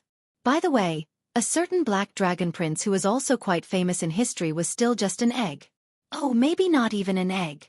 Because Deathwing died early, perhaps the poor guy known as the black-bellied Ratio would no longer have a chance to appear in this life. Speaking of which, since there was no choice, there would not be too much psychological burden. After Alexstrasza promised that if it didn't work, she would turn it into the Four Dragons formation, Malygos finally expressed his acquiescence with silence. After leaving the dragon race's spiritual network, Xueqi immediately looked at the data in the system prompt. In Seath Thun's stomach, he left not only an ordinary oxygen mask and a natural resistance shield, but also a small surveillance circle.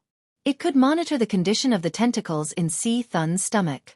In theory, if history didn't trick him, Seath Thun would enter a period of weakness after all the tentacles were knocked out. It was a rare opportunity to focus all their firepower. Any attack that hit Seath Thun's body would cause more than double the damage. The timing was not easy to grasp. First of all, the scene must not be too chaotic. If the scene was too chaotic, it would be easy for a murder case to occur. If they could not even keep their lives, how could they talk about focusing fire? Secondly, it was to pick a time when Seath Thun's previous batch of giant tentacles had been killed and the new giant tentacles had yet to appear. Finally, he had to dodge Seath Thun's ultimate move. Its kinetic death ray could instantly kill anyone it saw. Even Nozdormu, who was known to have the thickest skin, did not dare to take it head-on. Almost at the same second that Xueqi finished thinking, most people suddenly heard Seath Thun's murmur. "You will die. Your heart is about to explode." This evil god's voice went straight to the heart and almost every mortal hero was in a trance. The warriors and paladins in heavy armor were fine. They were not fast to begin with. For rogues, who were most concerned about speed, this was simply fatal. Just then, a giant eye tentacle broke through the ground and rose from the ground with a crackling sound. As rogues, they needed to find a way to break the giant eye tentacle's eye beam. This kind of chain lightning ray would constantly jump on everyone's body. Every time it jumped, the damage would double. Basically, the third person would die. This state of confusion immediately caused the team to lose members. 3 melee players actually chose the same target. All of this could have been avoided. At most, the moment they discovered it, the 2 furthest would just roll away. However, the ancient god's mental attack directly caused everyone to enter a state of soul paralysis. At that moment, Gavinrad's face turned pale and he immediately activated his invincibility. Vanessa, who was the second to be attacked, immediately activated her shadow cloak.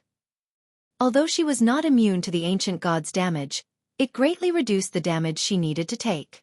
The third one seemed to be a chieftain of the Forsaken. When the highly concentrated eye edge hit him, the people around him were shocked to find that his entire body had turned green. His body, which was no longer decaying because of the shadow power, suddenly turned into a human figure that seemed to be made of green algae. The next second, his entire body scattered on the ground like quicksand. Only the sound of epic-grade equipment clashing against the gravel could be heard. On the other side, Grom was also hit. He, who always fought first in every battle, became the target of the giant claw's tentacles in a brief pause. The huge tentacles wrapped around his entire body, trying to grind him to pieces. This furious attack could be said to have used up all of Grom's strength and courage. At this moment, He was almost standing in the same position as what Oro had said. If the giant claw's tentacles were a few centimeters deeper, Orgrimmar would lose a living legend the next day. Tentacles were soft structures and did not have joints, but because the giant claw's tentacles had a hard claw-like structure, it had joint-like joints. Grom was betting on whether there were strong muscles there. If he did not make the right bet. Haha, I've lived enough. Master Howl said to himself in his heart. Living enough did not mean giving up. He used his remaining right hand to grip the handle of the axe tightly, and with a sudden knee strike, he hit the joint of the giant claw. Crack! An armor of Mount Hygel's level was indeed extraordinary. The leg armor violently hit the giant claw's hard shell full of barbs. Fortunately, his knee was not pierced into a sieve because he used the warrior's unique Fury attack, which even produced an effect similar to Thunderstrike. This gave him a precious opportunity. Even if it was only for a short moment, Bloodhowl perfectly hit the joint of the hard shell on the tentacles. The sharp axe blade easily cut through the thick tentacles as if it was cutting through butter.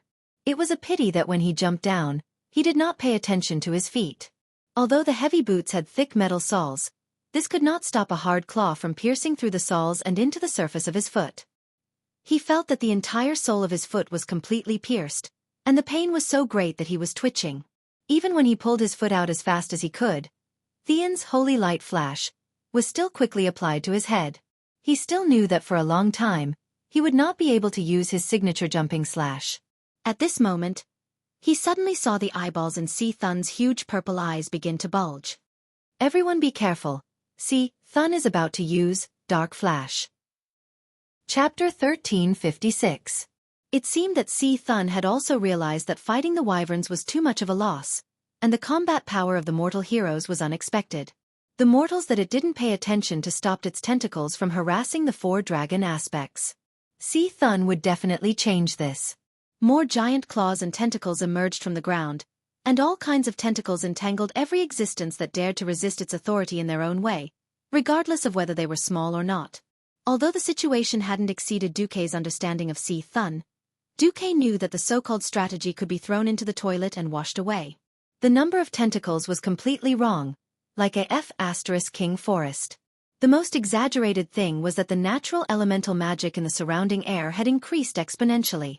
In contrast, the three most traditional elements of ice, fire, and arcane magic in the Pharaoh were repelled to the greatest extent.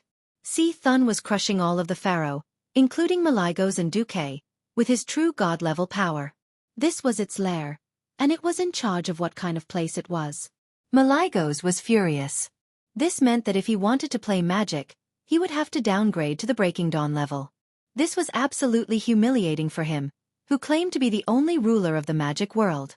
He immediately made a decision to give up the magic he was best at and instead pounced on See Thun, biting and chopping off every tentacle that belonged to See Thun. Not far away, Duque could clearly feel that at this moment, the laws of magic that all mages were familiar with were being forcibly distorted, leaving him in fear. See Thun's chaotic and violent power was descending, and its irresistible power was dominating and taking over everything. Duque could hear the sound of the magic net collapsing in this area. The shattering sound in the soul's vision was even more unsettling and frightening than the earth-shattering roars in reality. Moreover, the magic net was the main part of Duque's main city as a god. The collapse of this part of the magic net was tantamount to cutting off at least 30% of Duque's strength in one go. See Thun was very shrewd. Duque's face fell. A dragon aspect was still a dragon without magic. He was a demigod of magic who had ascended as a human. Could he really transform into the white-robed sword Saint Gandalf and stab him with the spiral sword? In the past, Duque had backstabbed so many strong enemies, and it was always successful because most of those enemies had something like the heart, a so-called vital point. See Thun, the monster evil god, didn't have such a thing. The only way to kill it was to forcefully cut off its life force and beat it into a pile of shit. Duque's spiral sword was really not useful here. There was no such thing as an absolutely powerful profession in this world. Since his mystic level was suppressed, Duque had to find another way out. Master Duque, what should we do? Please give us your instructions. Duque and the other elemental emissaries anxiously asked Duque through the soul connection. They were existences that used the elements as their life forms. If they lost the supply of elemental magic power, Not only would their strength be greatly reduced, but they would also face the risk of their souls being annihilated. Xueqi said, "All of you return to the weave outside. Inject as much magic power as you can into my body before the weave here collapses. Take care." Alonce's fail seemed to want to persuade Xueqi, but in the end, he could only say these two words. In the center of his field of vision, the huge eye of Si Thun was swelling more and more. The system prompt, "A high-energy attack is about to strike," was flashing non-stop.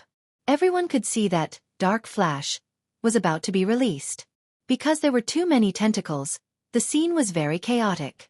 There were still people fighting the most threatening eyeball tentacles, but there were at least 3 more giant claw tentacles with stronger life force near the eye of Si Thun. The cruel giant claw tentacles twitched instinctively, attacking every living thing that passed by, and hitting something similar to the warrior profession's tendon break. This was a skill with a strong deceleration effect. In front of the world-destroying, dark flash, this was undoubtedly the most vicious curse of death. They couldn't run, because they would have to watch helplessly as the crimson light that symbolized death swallowed them up. It wasn't just one person who was hit, but a total of 7. Magni could rely on Avatar, and Theon could use his invincibility to get rid of this damn debuff, but the remaining 5 couldn't escape no matter what. Ox Chief Kane, Grandpa Howl, Hadgeron Brightwing, Benedict, and Thrall. Dark Flash began to shoot. Death rays as thick as the diameter of its eyeball surged out and hit the ground heavily. Countless insects crawled out of the gravel-filled ground and fled in all directions. Stones of all sizes spun strangely on the ground and danced in fear. Some tiny grains of sand even bounced up from the violent tremors and flew into the air. They first melted into glass under the ultra-high temperature, then turned into terrifying nothingness along with the insects that couldn't escape in time when the crimson destructive rays touched them. Kane's muscles bulged as he roared, trying to use brute force to resist the short-term deceleration effect of tendon break. With a smile on his face, Grom silently took over Magni's position, using his remaining arm to lift the tomahawk and block a giant claw tentacle. However, apart from them, everyone seemed to have accepted their impending fate.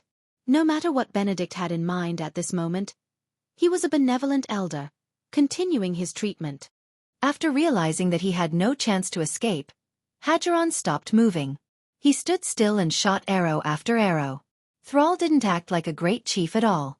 Instead, he acted like a pure warrior, madly slashing the tentacles in front of him.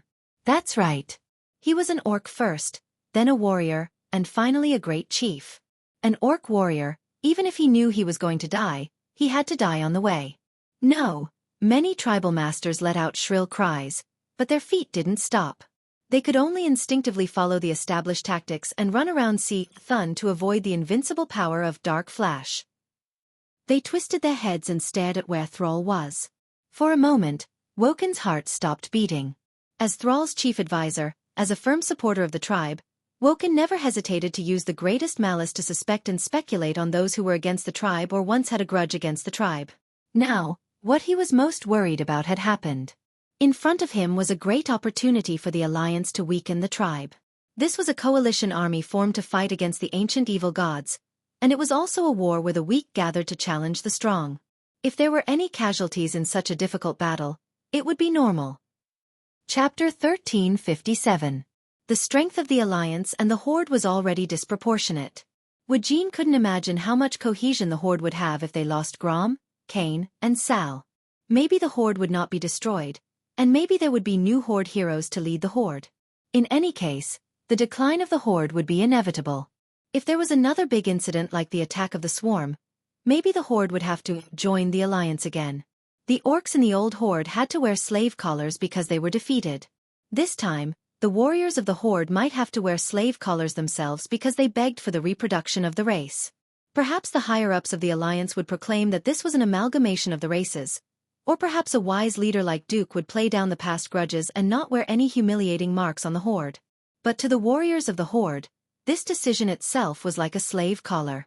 Suffocation, terror, uneasiness, all kinds of negative emotions surged into Jin's heart. Heroes could not be replicated. If Xueqi really had a way to not use it, Jin didn't dare to imagine it anymore. The first landing point of the Dark Flash was far away from Xueqi. According to Si Thun's current rhythm of sweeping 180 degrees clockwise in a semicircle, Xueqi only needed to lift his legs and run 2 steps to reach the safe zone. The shock of the Horde's powerhouses fell into Xueqi's eyes. He didn't say a word and watched this scene coldly. Xueqi knew that as the biggest core of the Alliance's formation, his every move would be a signal. It could even be said that if he ordered to clean up the Horde first, except for a few upright people like Tyrion Fordring, most of the Alliance's powerhouses would be happy to immediately turn around and eliminate the unstable factor of the Horde first. Even if the Alliance and the Horde had cooperated for the 3rd time in the Battle of Calamity, Mount Hyjal, and the Battle of the Swarm, presumably no one would forget the hatred between the Alliance and the Horde. Even if it was a tragedy caused by drinking demon blood by mistake and maliciously led by people with ill intentions, having a reason to forgive did not mean that it would definitely be forgiven. However, at this moment, Xueqi had a feeling of being in a trance. It was the feeling of standing at the crossroads of history and controlling fate. There had never been such a clear feeling of one person controlling the fate of millions of people from the 2 major forces, or even all the living beings on planet Azeroth. Perhaps it would be more beneficial for the Alliance to let Sal die here and let the tribe become a pile of loose sand. The Alliance that had swallowed up the Horde might be even more focused on fighting against the Burning Legion and the ancient gods. Perhaps this was what Xueqi, as a human, should do. However, at this time, Xueqi felt that it was pointless to do so. Wasn't the world of Azeroth exciting precisely because of the war epics written by heroes? Wasn't it precisely because of the strategy of inclusiveness that there were hundreds of races gathered together, regardless of race, occupation, age, or gender? What if he did? Wouldn't that be going against the flow of the world? Xueqi suddenly laughed because he suddenly remembered his original identity. An insignificant citizen of the Celestial Empire. Since such a large Celestial Empire could be inclusive of 56 races, why couldn't the leader of a small alliance with only tens of millions of people do the same? Xueqi walked towards the safe zone according to the prearranged tactics. For some reason, in the eyes of others, Xueqi did not take a step back. The power of fairness and love nurtured in Xueqi's heart seemed to erupt at this moment, forming a towering flag in the illusory spiritual world. Xueqi made his move. Even though his strength had temporarily fallen to the Breaking Dawn level because of Si Thun's forceful removal of the weave and other elements, he was still a well-deserved expert here. A longbow made of pure holy light suddenly appeared in his hand. Queen Sylvanas looked at it in surprise because the shape of this bow was the bow she and Xueqi had used to shoot arrows together when the cataclysm invaded the Well of the Sun. The slender and sharp spiral sword turned into the sharpest arrow and was knocked on the bowstring. Every move of Xueqi's was very fast, but every ranger, including Queen Sylvanas, felt very awkward when they saw it. After all, Xueqi did not know how to shoot arrows. He was purely copying Queen Sylvanas' posture when she shot the arrow that day purely from memory. Although it was elegant and efficient for a female elf to use such a posture, if it was a rough man, it would be a little too horrible to look at. The posture was not the main point. The main point was that Xueqi could actually forcibly grasp the knack of archery through imitation. The bowstring vibrated. The next moment, an arrow suddenly appeared beside the giant claw that Grom and Sar were fighting with. The golden arrow perfectly pierced through the gap in the shell of the giant claw. The golden arrow tore through flesh and blood, and the stinky liquid split the black void like a line, and then turned into a bloody mist. After the golden spiral arrow, or rather, the spiral sword, shot through the huge tentacle, before the terrifying light of dark flash touched it, it made the smallest 180-degree turn in the air. Then, under the guidance of Xueqi's power, it flew back along the periphery of Si Thun's body in an arc. The 5 trapped people couldn't help but have a thought. When did the Alliance have a god of archery? Before they could think too much, Queen Sylvanas had personally demonstrated and shot the second arrow. This time, Queen Sylvanas had used all her strength to shoot the arrow, aiming at it. Originally, Queen Sylvanas' attack alone was not enough.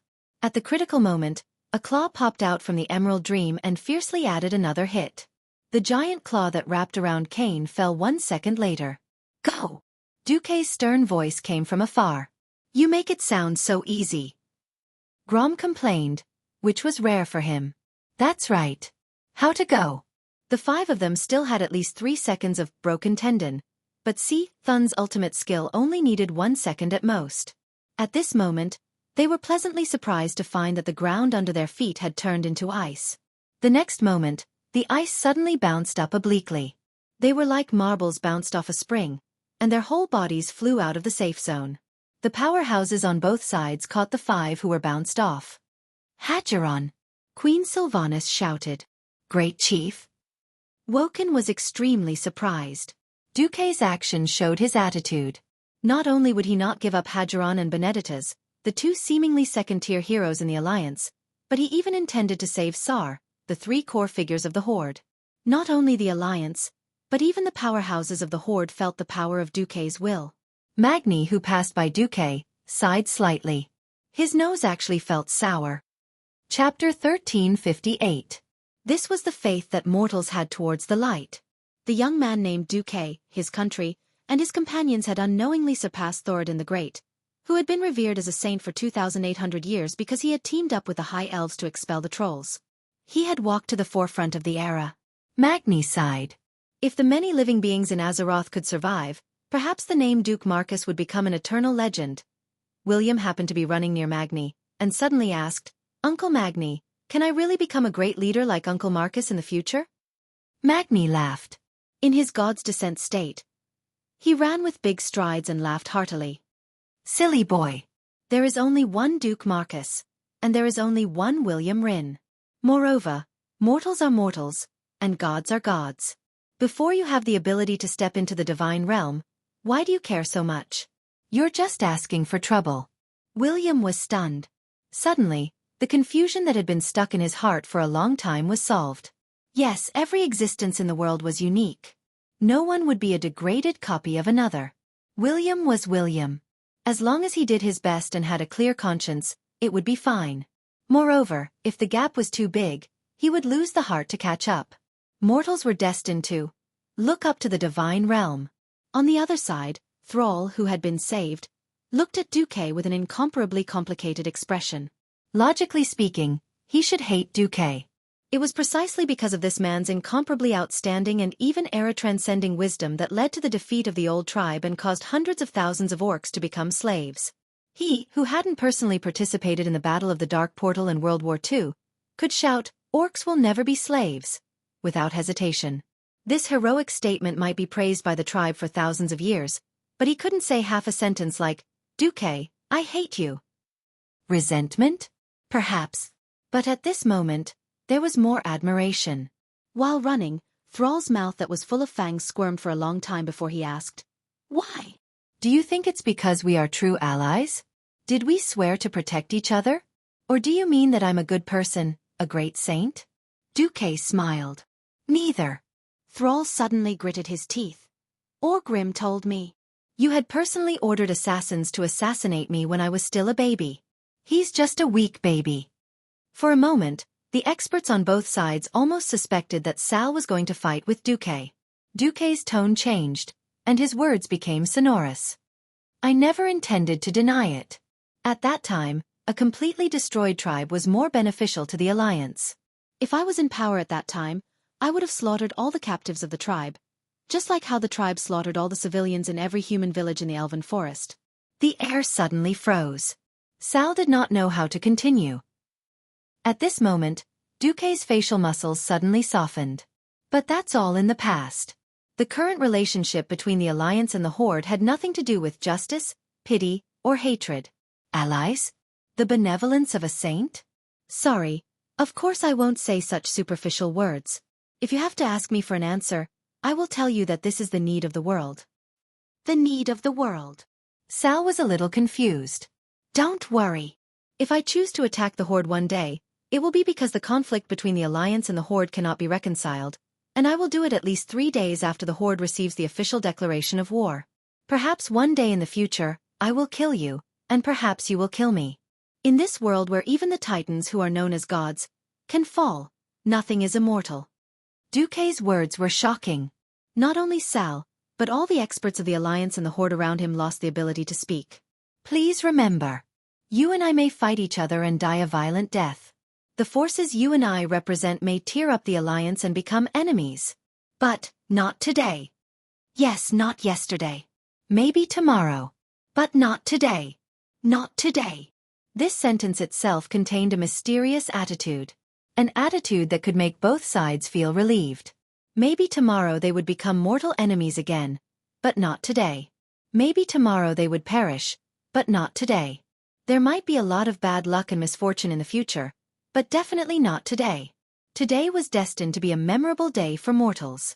Because today would be a great victory day for mortals and demigods. Because today would be the day of victory for the allied forces of many races to overthrow the dark ancient evil god Si, Thun. Sarl laughed loudly and waved the burning hammer of destruction. Ha ha ha. Duke Marcus. I admire you. Let's go together. Kill this disgusting guy. Duque also smiled and waved the spinning golden sword in his hand. Ha ha. Sal, I also admire you, and I used to want to kill you. But not only Sal and Duque, but even the experts of the Alliance and the Horde who heard the conversation between the two big shots shouted in unison. Not today, when Si Thun's dark flash drew a 180-degree arc and stopped helplessly without any success. The experts of the Alliance and the Horde burst out with the greatest enthusiasm and combat power, bravely pouncing on their targets. The space that could be moved around shrank once again. The 4 dragon aspects and a slightly smaller black dragon, with Si Thun as the center, occupied an average of 5 directions. Duque's words were also heard by the 4 dragon aspects. Alexstrasza and Isera nodded at Duque. They agreed with his words. Nozdormu was deep in thought. Only Malygos was still unhappy. Perhaps in the future, it will be difficult for so many dragon aspects to gather together to deal with the ultimate evil. Regardless of whether we have conflicts with each other, I still want to say, not today. Yes, today was a day to work together. Tomorrow's conflicts would be dealt with tomorrow. Malygos spat fiercely and finally nodded at Alexstrasza. Every battlefield in the hall was ignored by the dragons and Duque, and all the tentacles were left to the mortals to deal with. Only the heads of the dragons were left. The dragon's head was ferocious and uneven, the dragon's eyes emitted a blazing light, and the fangs that were slightly exposed were glowing fiercely. The entire dragon's mental network was dead silent, as if the world had come to a standstill at this moment. It made others hallucinate, as if these huge dragons were just sculptures or decorations. All the distracting thoughts eventually returned to nothingness, and the soft breathing sound of the dragons spread like ripples. Unknowingly, every dragon's breath came together. The same frequency, the same weight. Chapter 1359. A bolt of lightning zigzagged across the dark hemispherical space, and the dark void suddenly boiled like porridge.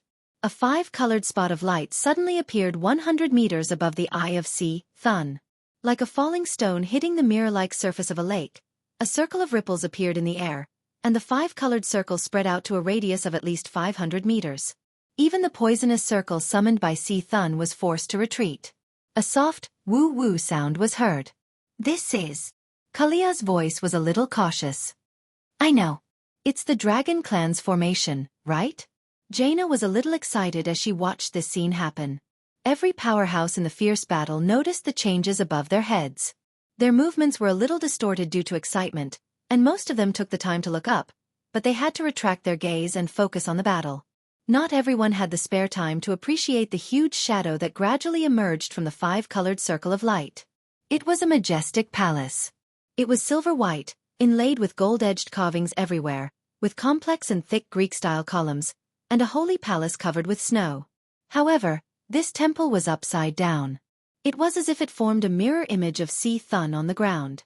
When everyone saw the towering temple gradually transforming from a shadow to reality, and saw those translucent illusory ancient dragons wandering around the inverted temple, they finally realized what kind of palace it was. It's the Dragon Slumber Temple. The dragon aspect actually summoned the Dragon Slumber Temple. The sudden appearance of the strange temple finally affected the entire battlefield, and even Si Thun could not help but turn his huge eyes to stare at the uninvited guest that suddenly broke in from mid-air.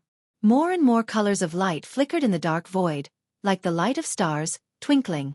Every time a 5-colored light flashed, a mighty and majestic dragon with shining scales was left behind. Red dragon, blue dragon, green dragon, bronze dragon, and even the legendary black dragon that had left the Dragon Slumber Temple. These illusory dragon projections pushed aside Si Thun's poisonous fog and completely spread out over the dark hemispherical space with a radius of 1,000 meters. After the light flickered, a vast sea of dragons appeared in the sky. Every dragon was glowing with holy light.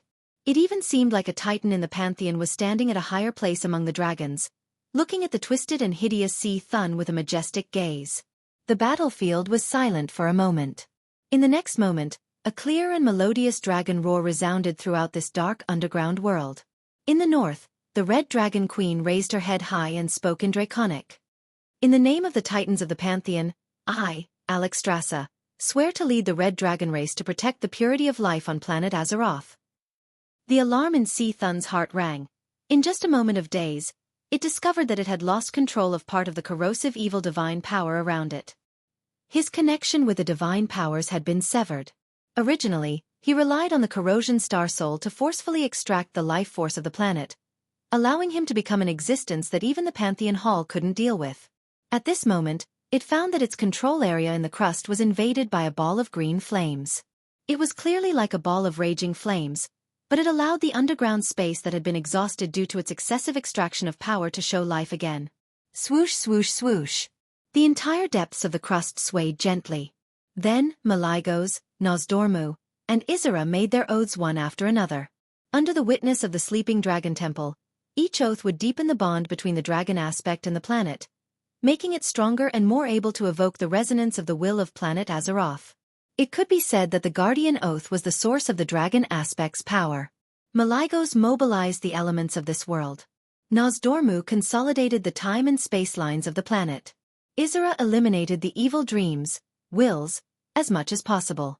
Under the witness of the sleeping dragon temple, each oath would deepen the bond between the dragon aspect and the planet, making it stronger and more able to evoke the resonance of the will of planet Azeroth. It could be said that the Guardian Oath was the source of the dragon aspect's power. At this time, it was Onyxia's turn. If she had a choice, Alexstrasza did not want to put this weak-willed junior last. That was because the pressure on her was the greatest at the beginning and the end. It couldn't be helped. The will of the planet started with living beings and ended with the Earth as the carrier. Who asked the original Nesario to be so powerful? The father had fallen, and the daughter had turned from a traitor to a loyal subject. How strong could her will be? There was no way to fake it in front of the will of the planet, so Onyxia's oath sounded very spineless. In the name of the prophet of my lord's fate, the demigod of the Azeroth Weave, Duke Marcus, I, Onyxia, am a dragon that obeys the will of my lord. In accordance with the guardian will of my lord, I will protect the land of Azeroth. Weak. Very weak. You're so weak, aren't you? She did not have her own will at all. Even in her declaration, she only claimed that she was a pure thug. What she meant was, I'm just a worker. Don't look for me if there's nothing important. Even if the sky falls, my lord will hold it up. Alexstrasza and Isera rolled their eyes when they heard this. The other two didn't look happy. Nosdormu bared his teeth and Maligos spat. Pfft. Onyxia ignored them all and pretended not to hear. Anyway, protecting the world has nothing to do with me. I'm just a slacker. I'm forced to be a mount because I want to live. I'm being ridden day and night because I want to live. If the side of justice is the victor, I don't mind being the messenger of justice. Her oath was weak, so the response given by the will of the planet was naturally weak. It was on a completely different level from the previous 4 dragon aspects. If Duque had not held the line at the end, the Red Dragon Queen would probably have announced the change to the 4-dragon formation. Duque stood at the junction of Onyxia's neck and back. His feet seemed to have grown roots as he stood firmly on the shiny black dragon scales. The cloak behind him fluttered even though there was no wind. His tiger lips moved slightly, and a clear voice sounded. I, Duke Marcus, hereby swear. I don't care who you are and I don't care what you want to do. Whether it's the Supreme Demon King or the evil ancient god that has taken root on the planet. Since you're in Azeroth, you have to listen to the rules of Azeroth. Or else. Or get lost. Or die. The simple and violent oath caused the shadows of the entire dragon's slumber temple to buzz. Then the oath became an echo, circulating again and again in the vibration of the laws, becoming louder and louder. First, it resounded through the entire Kiraj temple, then Silithus, and finally it seemed to shake through the entire planet of Azeroth.